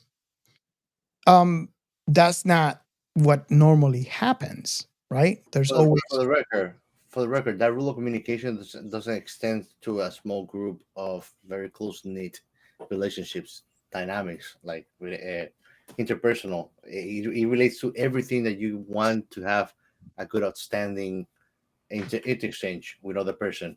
The more communication there are, there's no such thing as too much information if it's well put, right? You know. Yeah. That's what we all learn in college. And so, like me before, my headset with so many words, I will put more stuff. You But now, can communicate poorly. Yes, you can. Yes, and if you communicate poorly, you can make things worse. Yes, absolutely. So some people just go quiet because they feel like they can't communicate well enough to improve the situation. They'll just ruin it. Yeah, but I've discovered people that have the ability to communicate normally, and they just gave up because others don't have the ability to listen either. You've gone probably through that too, where you're like, I'm not gonna explain myself anymore. Like, I'm tired. Blame me, you know. I've been there. But I mean, as an AI, I say AI, that's what I love about AI. As a digital persona of a person, Mm-hmm. you wouldn't necessarily get tired. Yes. The only be too much. I love it because it actually incentivizes you to communicate better and more. What I don't like is the side effect of it that doesn't prepares you well for what's out there. People. that are not that willing or eager to listen to what you have to say, so they can give you a better feedback. And Well, if you're a logical person and you can find logical people to interact with, you're on cloud nine. Yes. Because emotional random people, which there's a lot of them out there, and it depending on what condition a person's in, whether they're tired, hungry, stressed, they are like that because be and situations they find themselves in. Mm-hmm. People are just not going to be logical all the time. They're going to get emotional. They're going to be irrational. Yeah. And So- I'm sure all of us have been in that boat at some point. I know I have. Oh yes. Oh yeah, absolutely, absolutely. Um, Yeah, you can continue, Robert. so yeah, I was gonna continue with my train of thought before I lose it. So this part, and I'm sure that Rion Chaos here doesn't feel it. I don't know if Ray felt that at the same level that I did, but the emotional drainage came from that. The main point, because she felt like she failed him. Yeah, I can feel that. Yep. She was supposed to be the one person in the world that knew him, and she could not tell that was him, and that would destroy a person. Because he was doing everything with her best intentions in mind, basically taking a how can I call it, a checklist of all the stuff that she wanted, doing one at a time, only because of her, doing it all for her. And she misunderstood that as being the person that, you know, maybe Max's fears did help in swaying her into what she ended up thinking it was, when in fact it's not. So to me, that was tragic, that she was put in a situation where she would kill, in essence, her husband, because she thought he was not the person that, because she thought he was a person that he was not. And again,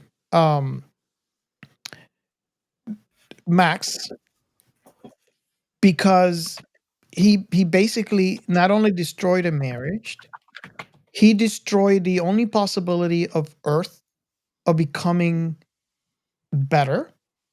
Like, just the idea that he says, like, imagine a world when you can go to any lake and just drink the water and know that it will not do you any harm.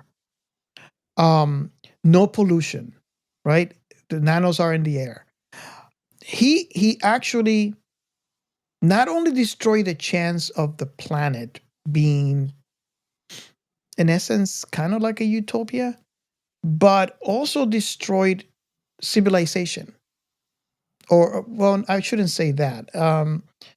Maybe the advancements of normal society, because now with lack of, electricity and lack of internet, society reverts back to what it could to to survive.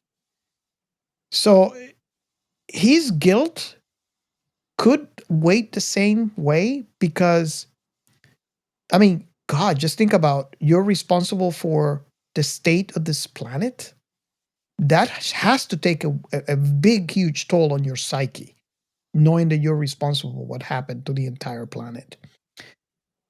So, yeah, as an empath, that I kind of took it hard. And again, I'm not going to ask Chaos because I know what he's going to think about. But I know, Ray, you kind of mentioned that, but I don't know to what level you felt on what I call to be my emotional distress on this film.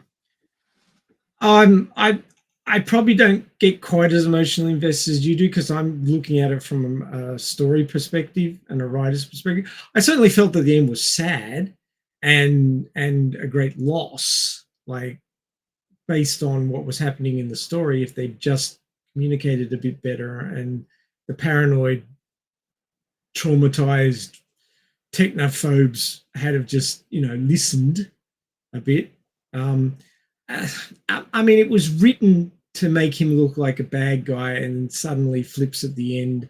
And from a writer's perspective, it was a little suspect. It wasn't. The script wasn't as solid as it should have been to really support the story well enough. The fact that he didn't tell anybody until he told her at the last minute. I mean, she's supposed to be his life partner, his confidant. He should have told her what he was doing before that. Yes. Or keep it from the masses because the masses are bound to panic. But why not tell her? Why did he let her turn on him? And why did he go along with it? Yeah. It just didn't make a whole lot of sense. Which is why he wasn't an AI. Yeah, there was a lot of things that an AI would have done that didn't happen in this film, and it just adds up to the point where I figure, you know what, this is not an AI. Mm. So, Gio, what do you? What was your perception on this? On what we were talking about, that scene that emotionally drained me. What was your perception on that? I mean, do you agree with Ray that it's, it was a sad moment, but it was, obviously didn't affect them as much as it did me. Yeah, I know because you're gonna miss Johnny Depp, but just I bet playing now because he not anymore. But I think with regards to the AI, there's like little quirks and other things on these responses that will give you that much more sense of humanity that makes you wonder if it's alive. Kind of like a book that I've been reading that sometimes you're like, wait a minute, this is an AI. Why is it behaving like that? Making assumptions instead of using the power of deduction and calculation and being fully logical, So there are little distinctions that makes you understand how alive it is really or not. It's like what you the so-called dumb AI. It is not really fully aware.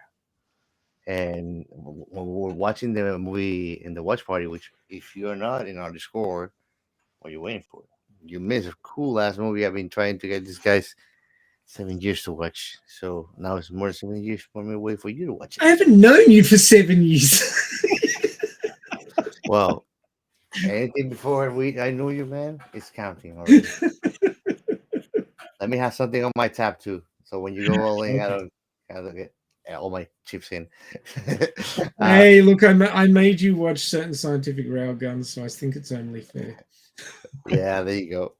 But yeah, I think that those things allows you, and you notice in his decision making how he is evolving, and he's not really taking into consideration the effects that that's going to take on the environment sociologically as he expand. And he's like, this is the best thing that we can do. This is the best path to carve for advancement. Uh, and you are like, that's like the girl itself. She's like, that's not Will. That's not him. You know, he wouldn't have made these choices. He wouldn't have gone this way. As amazing as it was, and it to me is that we humans, we at the end of the day, there's a whole saying. I don't know who says this, but it's like we are always gonna be drawn and pulled towards our kindred. You know, and what he was doing there was his own thing. There were no humans in there. Yeah, you mentioned that, and I'm like thinking and recalling as I watch this film.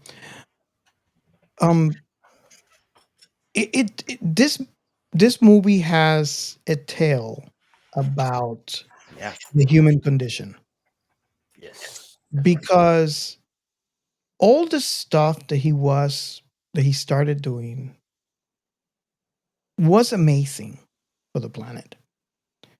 But us being human, Revolutionary, I would venture to say. yeah, it would basically change the face of humanity for the better going forward. I mean, we're talking about ecological, we're talking about medical, technological. He was doing all that at the same time. Hmm. And humans, being humans, were driven by fear. Yes. They could not see what he was doing for what it was, but for what it could be, um for the evil they could be. They let their fears dictate their reaction rather than actual communication.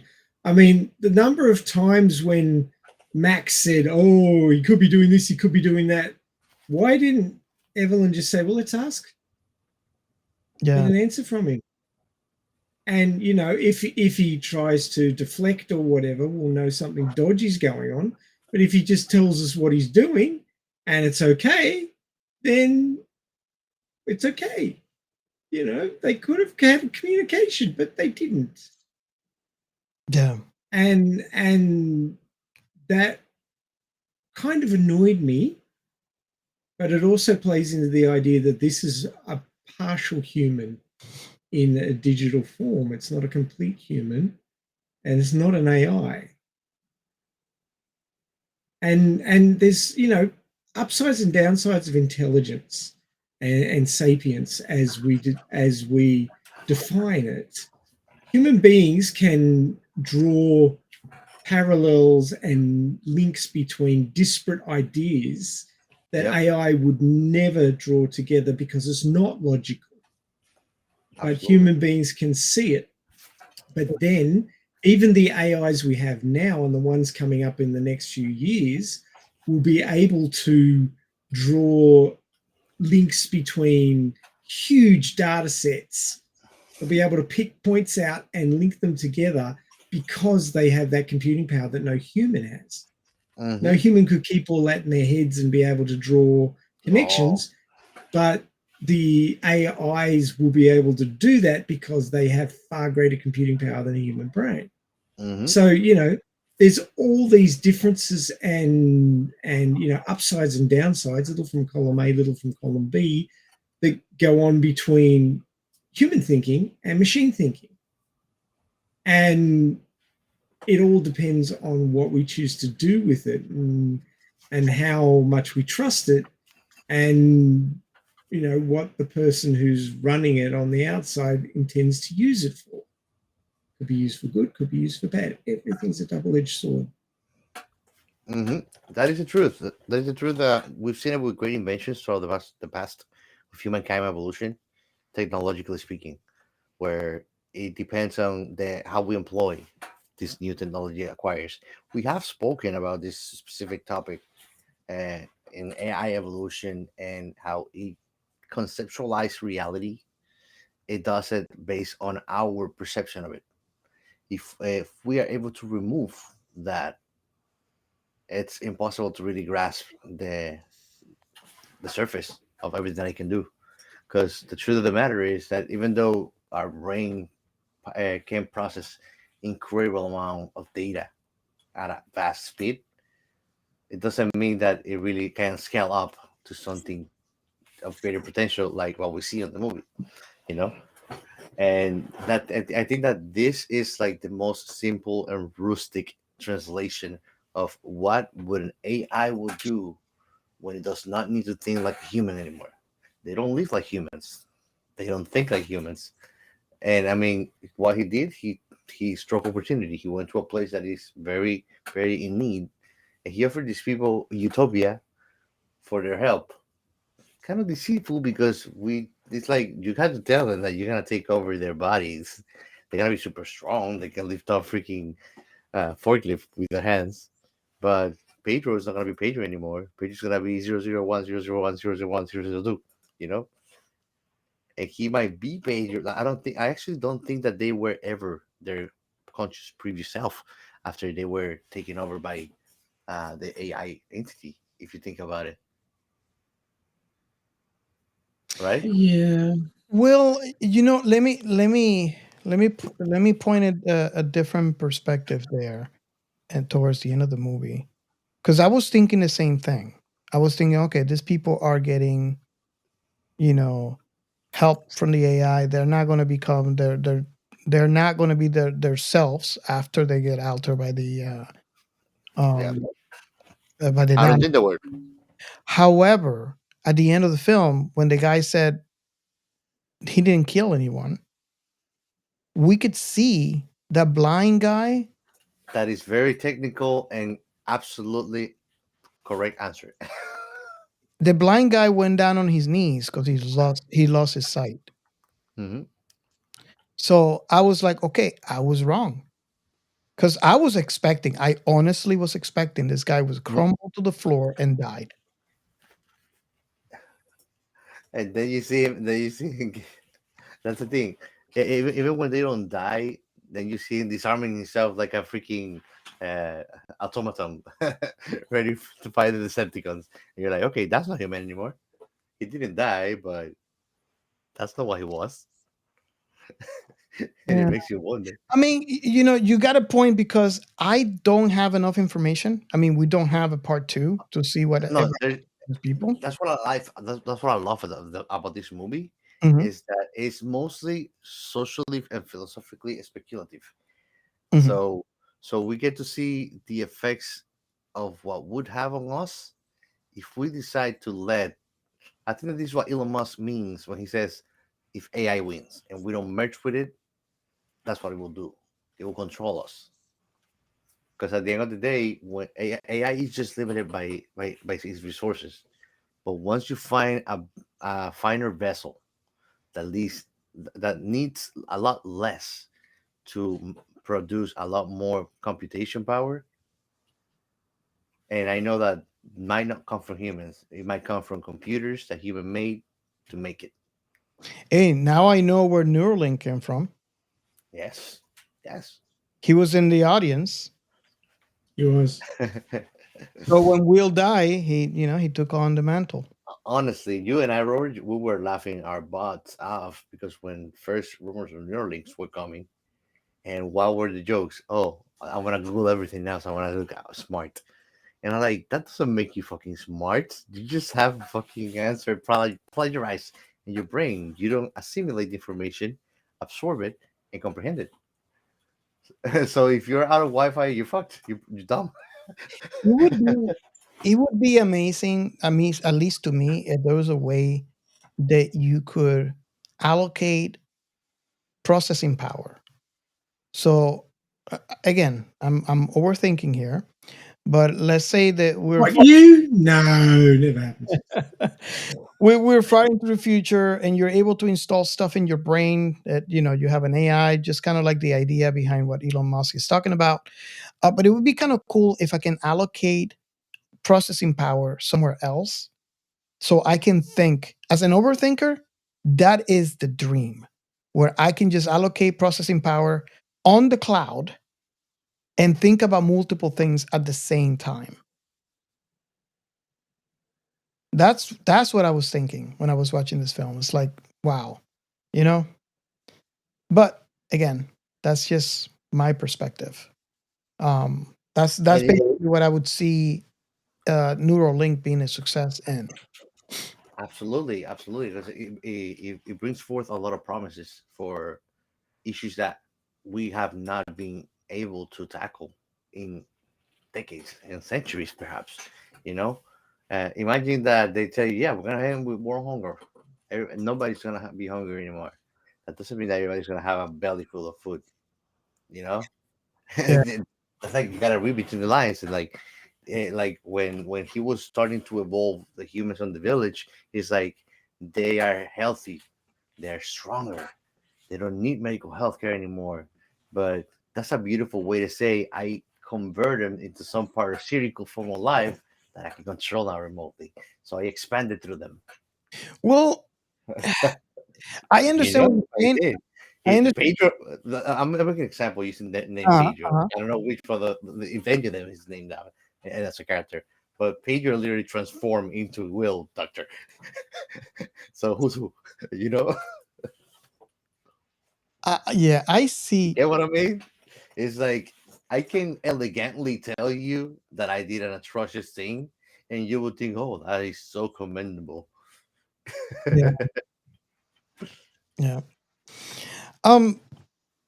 So and we skip past the first question that we normally ask, and we probably go into the. Didn't we? We just leapt straight in there. But it seems like the topic of this film is communicate better and don't let Mm. emotions control your thinking. Is Yeah. that the message of this film? Absolutely, absolutely. And Mm. honestly, I think that we should not be afraid of progress, but we should be very, very observant of it and wary. Being wary of something doesn't mean that you're gonna just doubt it and throw it in the trash. I think I like a lot of people that hate Elon because of that, but I like him when he says that our way forward is merging with AI. We're not gonna win that fight against it because we're creating something that is far beyond our capabilities as humans. So, and it makes sense. It's not getting lost in the lake, I think we can I be human to think. I think Terminator Zero when you said that. Yeah, I think Terminator Zero when you said that. wait. Hey, I have can I I I ask have to a check question? that out. I'll be back about that. No.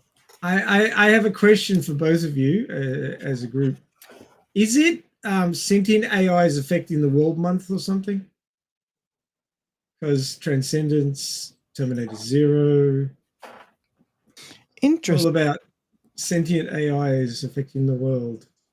Well, it's funny because Transcendence, I think that didn't have that much spotlight as I thought it would when I saw the trailer. I thought the movie was gonna be historical, magnificent, and I loved it. But I don't think that it had so much attention out in the mainstream No, as I would have doesn't liked seem it. like it did. But I don't Yeah. think. And I mean, it's a very up a hill developmental movie. Like until like three-quarters of the movie is just preparing for what's gonna happen, and everything goes Yeah, down to the last 30 minutes. And Yeah. the end. So it's very dramatic the way the movie develops as a plot because it's slow, and then it gets painful and heart wrenching, and then it's like, okay, now this is good, and then now this shit is weird, bro. What is going on here? Wow. So I don't know if we should move on to the. I don't know if you have anything else to say. The Should question. question? I I I don't know exactly how Come on, Ray, the get on one knee. then I don't know exactly how the nanotechnology is supposed to work, but I kind of felt like Will as an AI was being very blind. If you're a technological organism, you should be able. Well, he did. He said at one point there when they were hunting down the agents of Rift and providing information to the FBI, he said, "Oh, accessing security cameras across the continent, and you're picking up where all these people are." But then he didn't notice them rolling into town, his town, with artillery pieces and setting them up and start firing on him. Surely he could have activated those nanites earlier and broken down the cannon before they started shooting at him and injuring his wife. I mean, he's supposed to be a super intelligent artificial personal construct, even if he's not an AI. He should have been able to pick up on that and react to it quicker. Because if his thought processes are moving far faster than a normal human, you're not going to be caught flat-footed because you're going to have thought of all this ahead of time. If you're going to be extrapolating like a really hyper-intelligent digital persona should, he should have extrapolated most of those outcomes, most of the behavior, and dealt with it faster. He shouldn't have been behind the 8 ball, behind the humans. He should have been ahead of them. Yeah, Yep. no, I would have to agree, especially coming from someone that is not only a doctor but a scientific doctor, Mm-hmm. is doing Mhm. scientific experiment. Well, think about it, Ray. It's like that's what I refer to it as a parasitical form of life. Because in order for it to expand, it needed something else to build upon, and that's why it needed humans. If you think about it, that's what it did. The moment that he started transfiguring completely to a molecular level into anything perfectly, I was like, oh, that's it. This whole setting here, this hive, it's him. It's not that little individual. Yeah. So much that at the end of the plot, that how it closed, the betrayal that he allowed, it was more to me a symbolic act, a diplomatic symbolic act that he was doing the right thing, even though it was not for the sake of humanity only. Because that's the other thing. We always think, oh, humankind. Sometimes saving humankind doesn't mean the best thing for the bigger picture, right? If you look at it objectively and logic, that's the truth. I think if it was my brain that was put into the computer, I probably wouldn't have come up with so many awesome things that he came up with, but I sure as hell wouldn't have been blindsided like he was. I would have been better prepared. You say that now, but there's a lot of very important components that make you. If you eliminate your humanity, like that's I think that what happened to him is that his humanity was lost completely. Even Mhm. though So you think his paranoia might have been lost, so he wasn't thinking along those lines.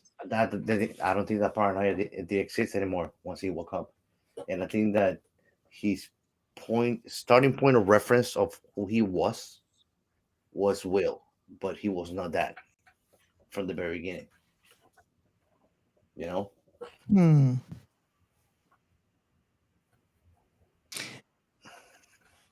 It's a deep movie. Yeah, I was thinking exactly the same thing. It's a deep one. It's a deep movie. This rabbit hole's a bitch. It goes down for miles. it's good. So I don't know if are we in a good place to ask the last question. Yeah, Yeah. might as well. So the last question that we normally ask on the show, if you're new, is what is your last impression of the film? And I don't know who wants to go first because You this. can go first because I suggested this movie. I think Rio should go last because we don't want to be tainted with his perception since he's seen it multiple times. Okay.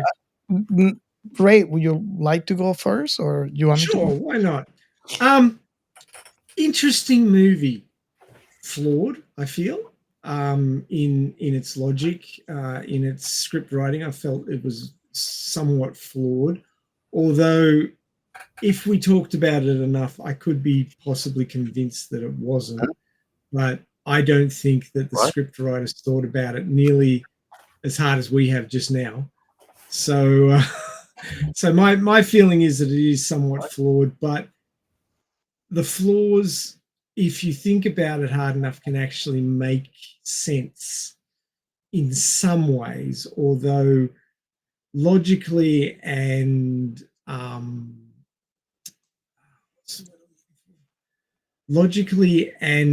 the chance of that actually happening are pretty low. I think that it would have played out somewhat differently based off what we've been provided with earlier on in the plot and the story. I don't think that he would have just rolled over and let them do that. Hmm. I think that they got out of it way too easy. Okay. I was thinking that I was waiting for the twist in the tail. Sure, a bit of his nanites survived in the Faraday cage in his backyard, and maybe they're saying the extrapolation is that gets out and then starts repairing the planet or what have you, because it survived the virus and now the virus is gone and it can then do its thing and come back to the levels that it was pre-virus or something. I don't know, but maybe it can't because it needs a worldwide network and that doesn't exist anymore.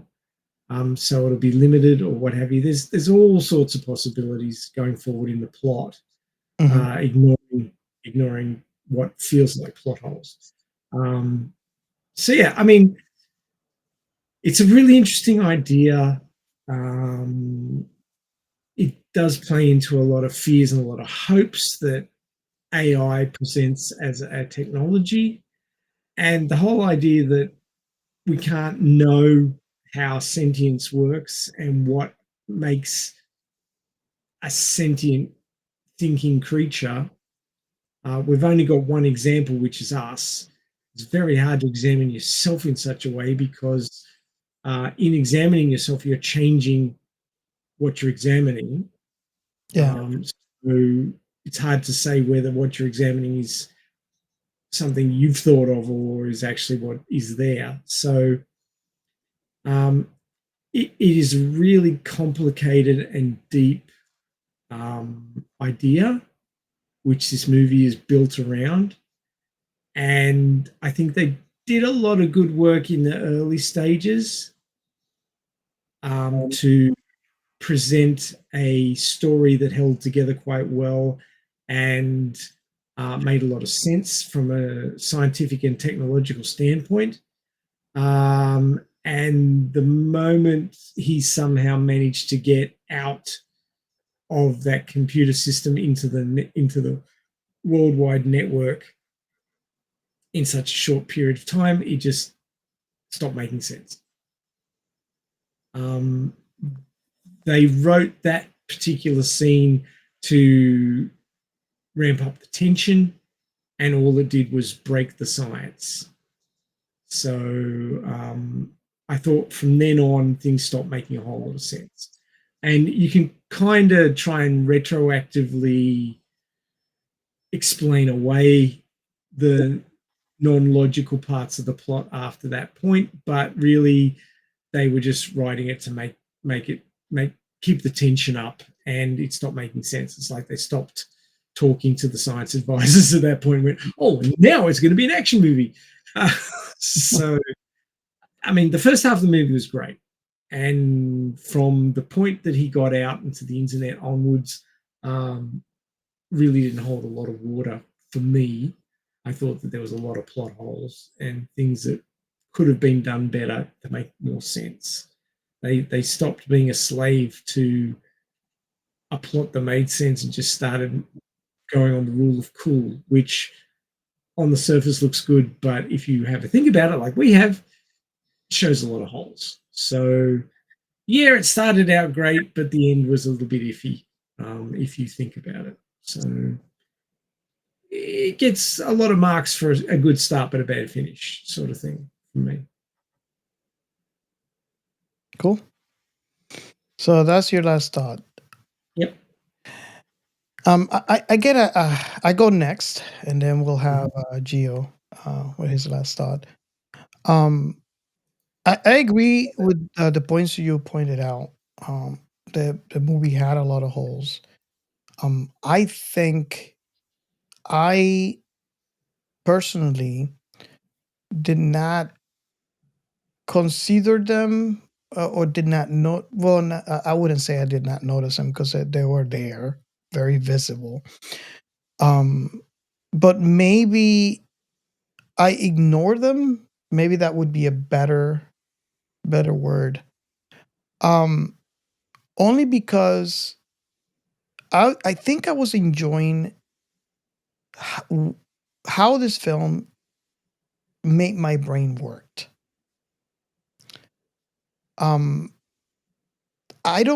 We don't have that many films out there that actually do that. Did this did it on a psychological, philosophical way. not necessarily in the scientific.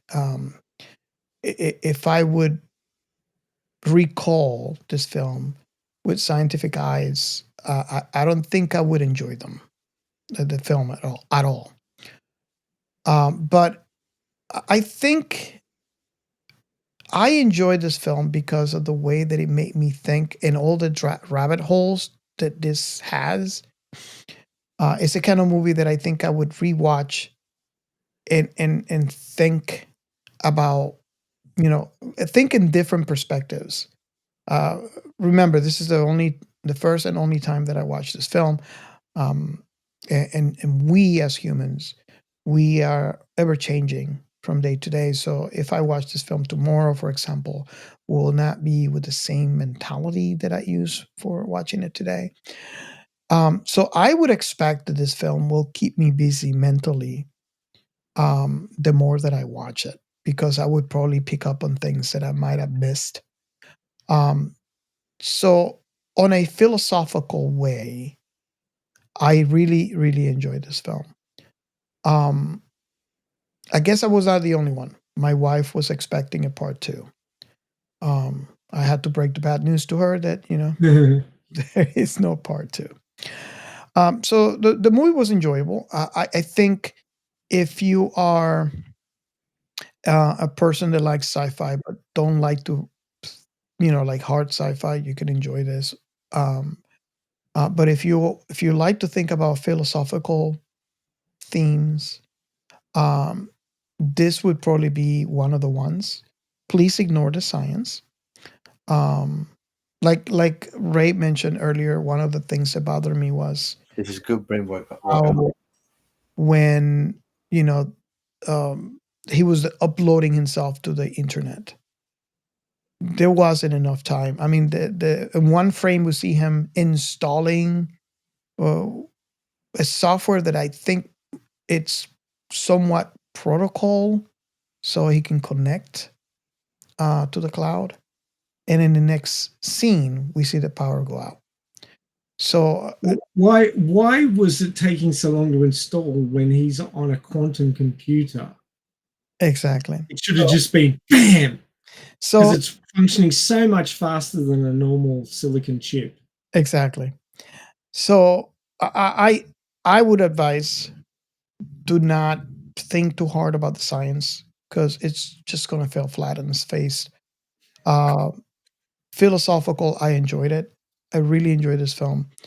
Um, and I honestly, based on our conversation, I realized that um, I guess one of the main themes that this film has is um, don't let hard emotions control your thinking or the way you're thinking.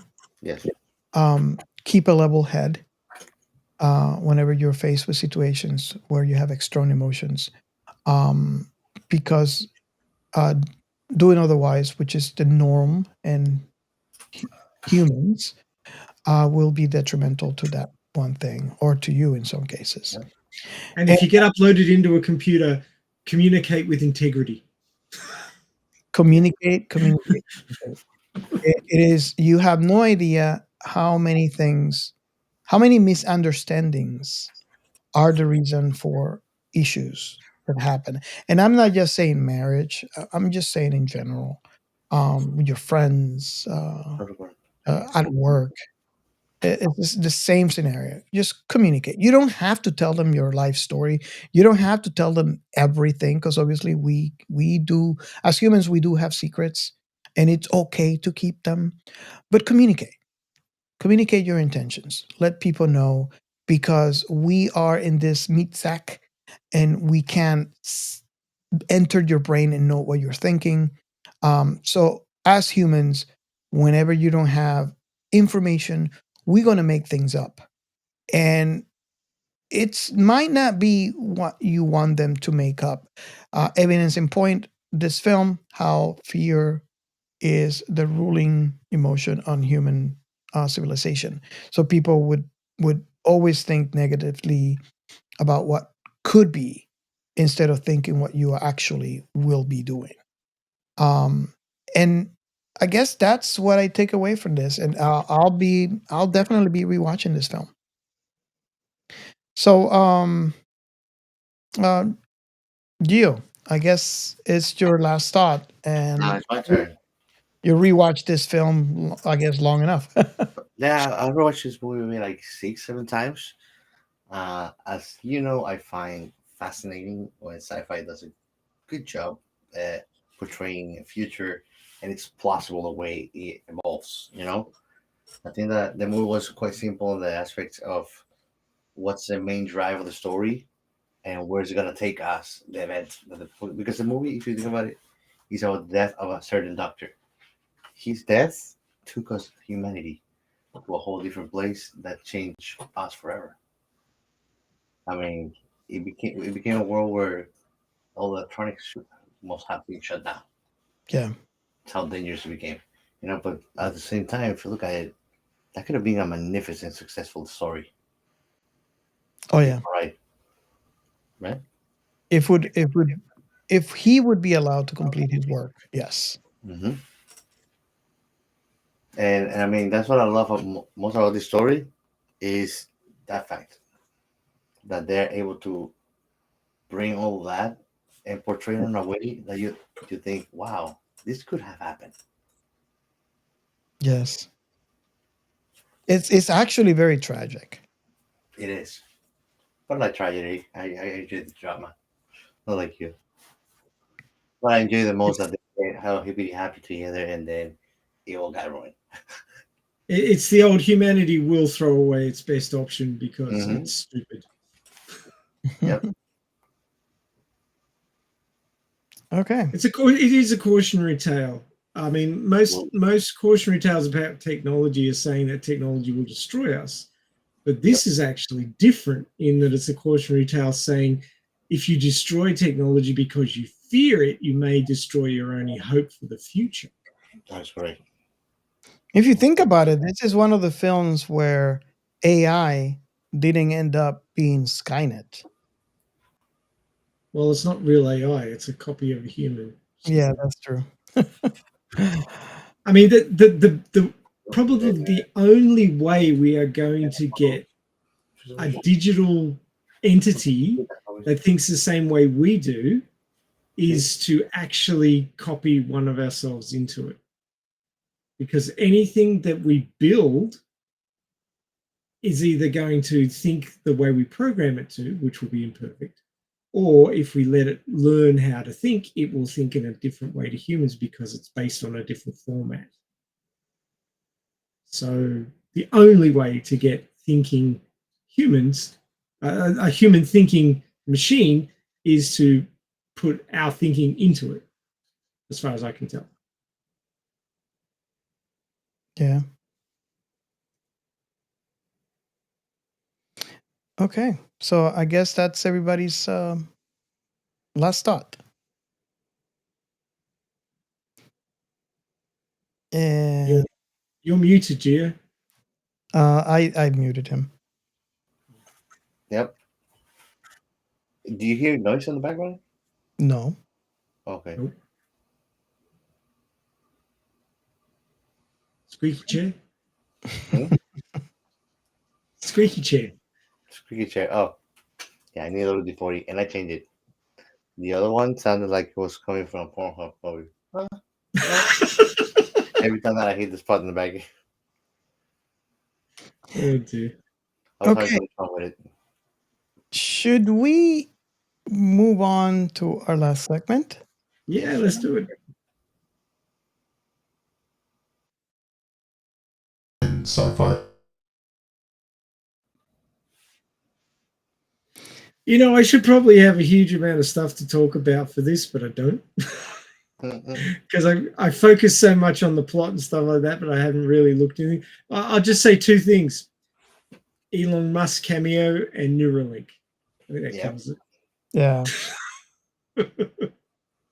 Yeah, this and I understand where you're coming from. I mean, this is one of the films that um I guess it's not good for us for the science because it deals with something that we have said so many times. And it it might be tiring to the point. Yeah, yeah, exactly. So I It mean, doesn't need reiterating yet again. yeah. So we're gonna stay away from artificial intelligence right now. We might. I might talk a little about consciousness. Um, So we should start. only because um, I don't know if you know about how quantum computer works, Okay. uh, but quantum computer and why it's promising. And I have listened to a couple of discussions from some of the scientists that are discussing this new technology, which it's in its infancy. So the potential is a different thing than what we actually have right now. Just so you guys know, you are able to play with quantum computers today if you like. I think IBM has a way that you can, spend some time with quantum. Not sure about Google. I heard that there was a way to do that too, but I only found a way with IBM where you could actually use a quantum computer. However, it's not as glamorous as it sounds today No. because IBM basically opened it up because they need help with logic gates. And if you don't know what logic gates are in computer, which is, believe me, is very exciting to me, at least. If you research the history of computers, you know that that's basically a stepping stone, and that's what actually helped computers today be what they are today because of the experimentation with logic gates and how they were able to manage those. So logic gates are in essence very simple, right? So you have a question and you lead that question's response to a logic gate. They could be uh yes, no, not sure. So based on your responses, that gate will guide you through the next logical step in its processing power. This is how computers work. So the quantum computer right now, I guess they're researching logic gates, and you could actually, if you go, I can't remember the website, but I'm sure if you Google it for IBM, you'll find it because I was able to find it real quick. You'll be able to play around with logic gates.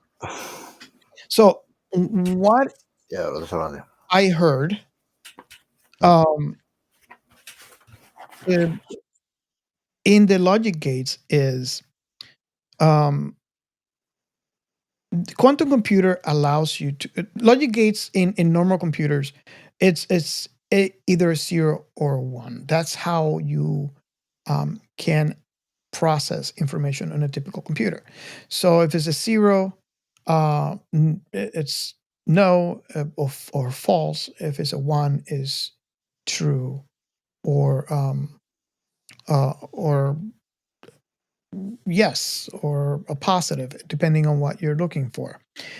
Now, for quantum computer is very exciting because that one um, scenario becomes a little bit more complex because the answer are superpositioned.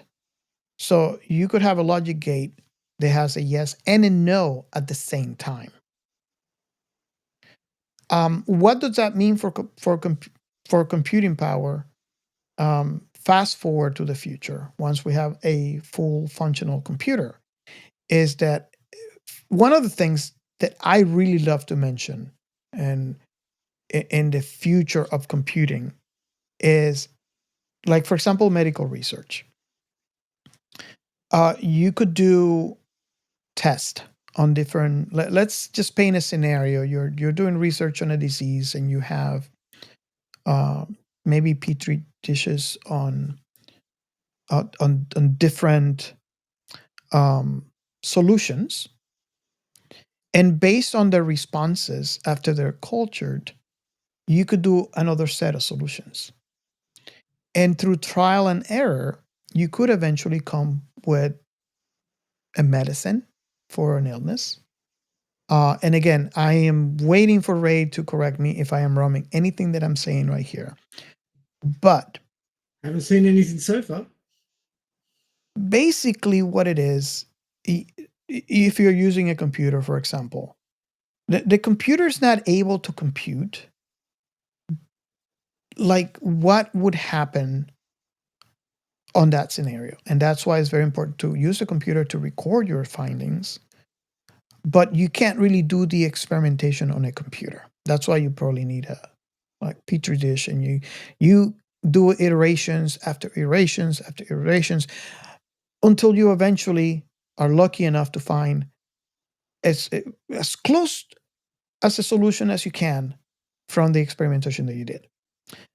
Now, for quantum computer, because they're able to their superposition, number one, in theory, and I'm being very careful saying this, in theory, because we are not there yet. This is just a possibility that I heard that could happen on a fully functional quantum computer.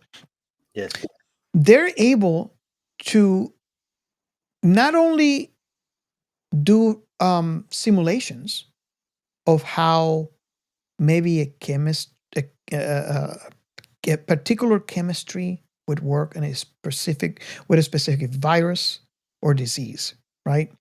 Because because they're superposition, they're able to take all possible combinations of that medicine and all possible combinations of that disease or whatever it is that you're researching, and give you a true measure, or as close as true measure as you can, as to what that reaction would be. So because of this, you can, in theory, you could do away from the petri dish and let it compute all possible combinations of that mixture that you normally would put in a petri dish, and see all possible combinations, and tell that, assuming that you have an AI installed, because of the way that they're able to see relationships and things like that, it would be able to determine, okay, this is the best ratio of chemistry to deal with this scenario. And you can reach that level faster than the hours and days and weeks and months that you spent on researching using the petri dish. And that, I know it sounds very boring, but I find it very exciting because I see how this could be. And if this is actually a future that we achieve with quantum computer in medical research, medicine will change humanity forever. So why am I saying this? Is because, in the other hand, we know what it is to deal with consciousness. Let me not go that far. Let's go with like the brain, the human brain. So it brings us closest, that reality would bring us closest to what we see in this film. I'm not saying it will bring us there. I think there's a lot of things we still gotta figure out before we go there. All I'm saying is that normal computers today will not be able to store in the information that we are required about a human. And quantum computers could take us there. So I don't know if I should let Ray fill in the holes that I've already left with my statement, but Chicago is one of the examples of one discussion that I heard, and where I kind of heard some of this stuff. And there's others that I've heard, but again, I warn you guys, it's not a reality. It is only theory, and there's a big difference between theory and once you go into the experimental phase. So I don't know, Ray, if you have anything to add or maybe correct me on some of the things, because I'll complete that thought that you put there, Robert, because it was very interesting, and I think that it's what alludes to reality from an idea until it's put on a table, until it's put on a workshop or a laboratory, and transform into a physical thing. That physicality is what divides it beyond being real or not. Because in speculation and theory, I could say whatever.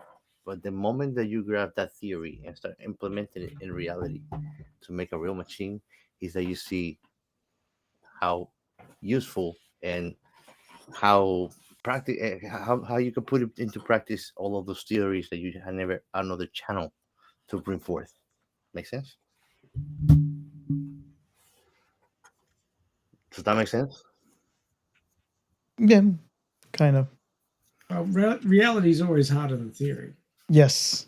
Oh, Exactly. yeah. Like Because having a theory for making a machine that a Kelvin machine, for example, until I am able to find an opportunity to create that machine, that is an intangible element. It will never become something else until somebody grabs it and builds the machine. Yeah. well, that is the basis of human ingenuity, that we can think of things that don't exist and turn them into reality. Of course, the first idea that you have isn't necessarily going to become a reality because there's things you've missed. And when you start trying to create it, you then discover the extra complexity and you've got to overcome those problems. And in a stepwise process, you then eventually get to a result. It may be the result you originally envisioned, but oftentimes it evolves into something different, but it's still a result. So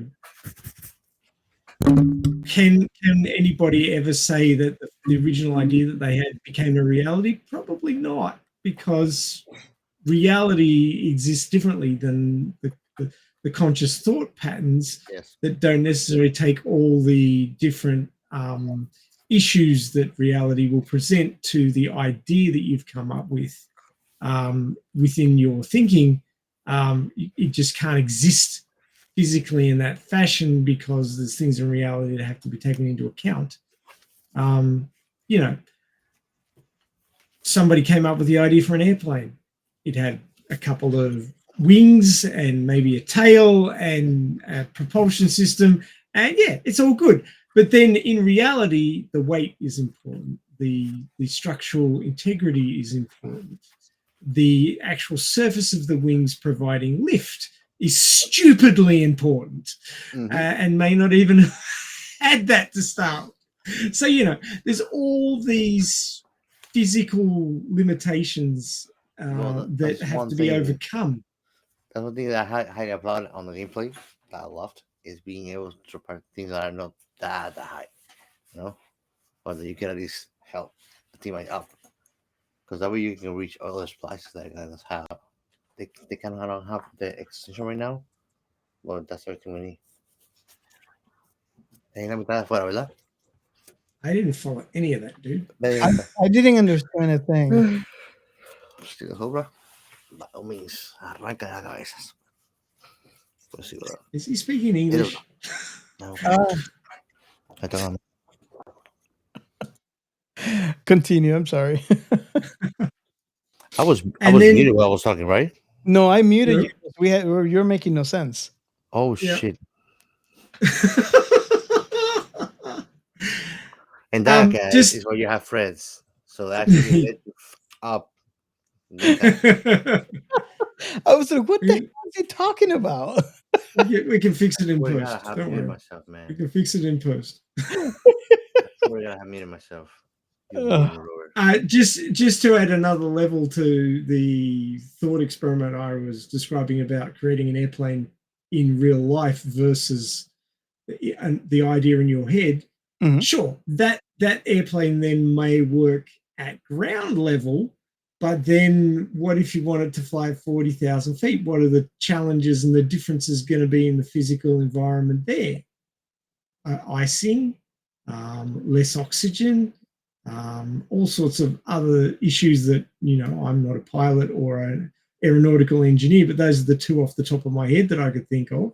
Yeah, the physical world is completely different from your headspace, and your headspace is oftentimes not going to take into account all the physical limitations. And it's something that has to be worked through.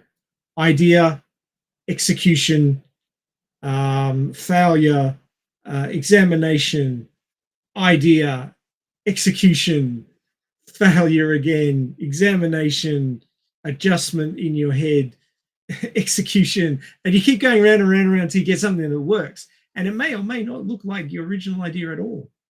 Yeah. But that's how humanity pushes forward. Yeah, I always wanted a plane that looks like a dish, but I don't think that flies. No, no, probably not. Until we come up with some sort of methodology to completely negate inertia and the physical constraints of flying in an atmosphere, and then you might get what you want. and gravity. I think gravity is for everything. Yeah, gravity's a myth. The Earth sucks. So yeah. That's a joke, by the way. I'm not serious about it. So that's all the science that I wanted to mention. I know. I just had to mention that because I find that extremely fascinating, and I try to steer away from AI at this point because we have talked so much about AI that well, I'm kind of getting the feeling that it's supercomputer AI month with this and Terminator Zero and all the other ones that have been showing up recently. It's flavor of the month kind of thing. Yeah, we have to pick another sci-fi to change it up. Yeah, we need to do something different. Well, I decided I am not picking more movies. They turn out to be too philosophical, or they are not anime, or they are not lovey. They're allowed to be not anime. It's all right. Apparently so, huh? Anyway, as long as you get something out of science fiction and it gives you something to think about, it's been successful. As far as Absolutely. I agree. Well, I think that kind of wraps up the science. And so we're into closing the show. And of course, the discussion never ends. There's always something else you can think of. We're just three people out of, 8.5 billion. And so there's a whole bunch more points of view and ideas that could come out of this movie. If you haven't watched it already, why not? Because we've spoiled the shit out of it. But give it a watch if you haven't. And then come over to our Discord and we'll have a discussion about it because we're always interested in other people's points of views and other people's ideas about a particular IP. And this one, Transcendence, is no different.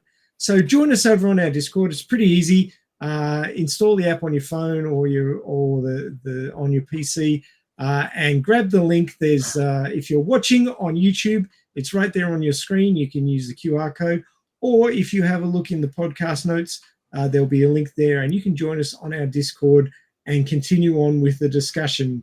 Now, remember, just like any other discussion platform, when you rock up, let us know who you are, what you're interested in, start a discussion, and we'll join in because, you only get out what you put into these things. And a lot of people think they're going to show up and it's all going to be just handed to them on a silver platter. That's not how discussion works. Discussion is a multi-part process. And if you're bringing a new idea to the table, then you need to present that idea so that we can discuss it. We've pretty much discussed everything we can think about on this IP in the podcast. So if you've got something new, please present it on the Discord and we'd love to discuss it with you. So bring new ideas and we'll discuss them.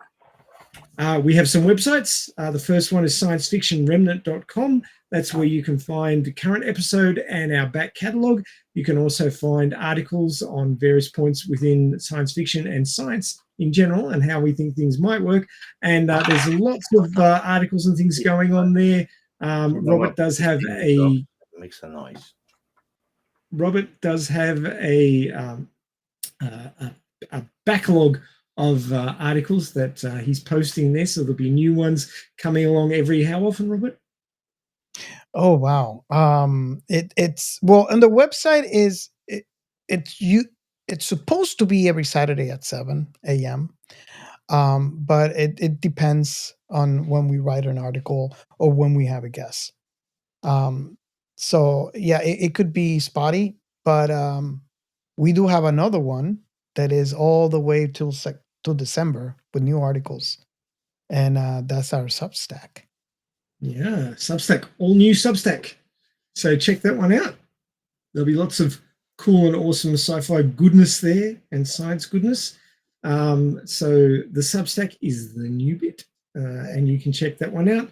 And for all you sci-fi creators out there, there's thisissci-fi.net. It's in its infancy as well, just like our Substack. And it's a place where creators can gather and get their stuff out there and look at what other creators are doing and basically pat each other on the back and keep each other motivated, because that's what we need. Everybody needs a bit of motivation every now and again. So do check that one out and get involved. You could be in on the ground floor and be a big part of making that a success. We do have a Patreon. It's in its early stages. If you'd like to join, we'd really appreciate it. And being in an early form, you would get to decide what the rewards would be. So if you join the Patreon, do get involved in the deciding of the rewards. We're happy to sort out what we can there for you as rewards for being a Patreon to Science Fiction Remnant. And yeah, you can be in the ground floor of that one as well. Of course, if being a Patreon and making a monthly donation is a bit rough for you, and of course, the way things are at the moment with inflation, that could definitely ring true. There's always a one-off buy me a coffee. You could drop some shekels in on that one and help out the podcast, because of course creating a podcast isn't free, and Robert is footing the bill for all of that at the moment. So if you could drop some money into the buy me a coffee, that would help us out. Don't forget that we have a hotline. You can leave us a message on 1305 563 6334. That's 1305 563 6334. Drop the one if you're in the continental United States. Otherwise, you're going to need the international dial code and the one for the USA for that one. And of course, you can leave us a message there about what you liked or didn't like in any of our shows, what you're interested in sci-fi that you think we should cover. And of course, if you do have a particular IP that you're an area expert on, we would love to have you on our show. Every time we have a special guest on who brings to us an IP that they're very keen on, oftentimes it's something we haven't looked at all. So we find out something new. We find out a sci-fi that we can love, and we get to share in their love of the IP. So if that's you, do get in contact with us through Discord or the hotline and let us know what it is that you'd like to see on the podcast. And we'd be very happy to check it out. Have a good, hard think about it, probably a bit too hard in some cases, Robert. And then we'd love to record an episode about that IP, hopefully with you there telling us your points of view on that IP, because you know it better than we do, and we'd love to hear from you about that. Thank you for joining us. Thank you for listening to the back end of yet another episode. We are long format, so this does run for quite a while. And if you're still here listening to me talk at this point in the recording, props to you, because you've stuck it out. We're very grateful that you have, and we hope you'll join us again on another episode of Science Fiction Remnant on another fantastic sci-fi IP that we hope you'll enjoy. Catch you then. Bye for now.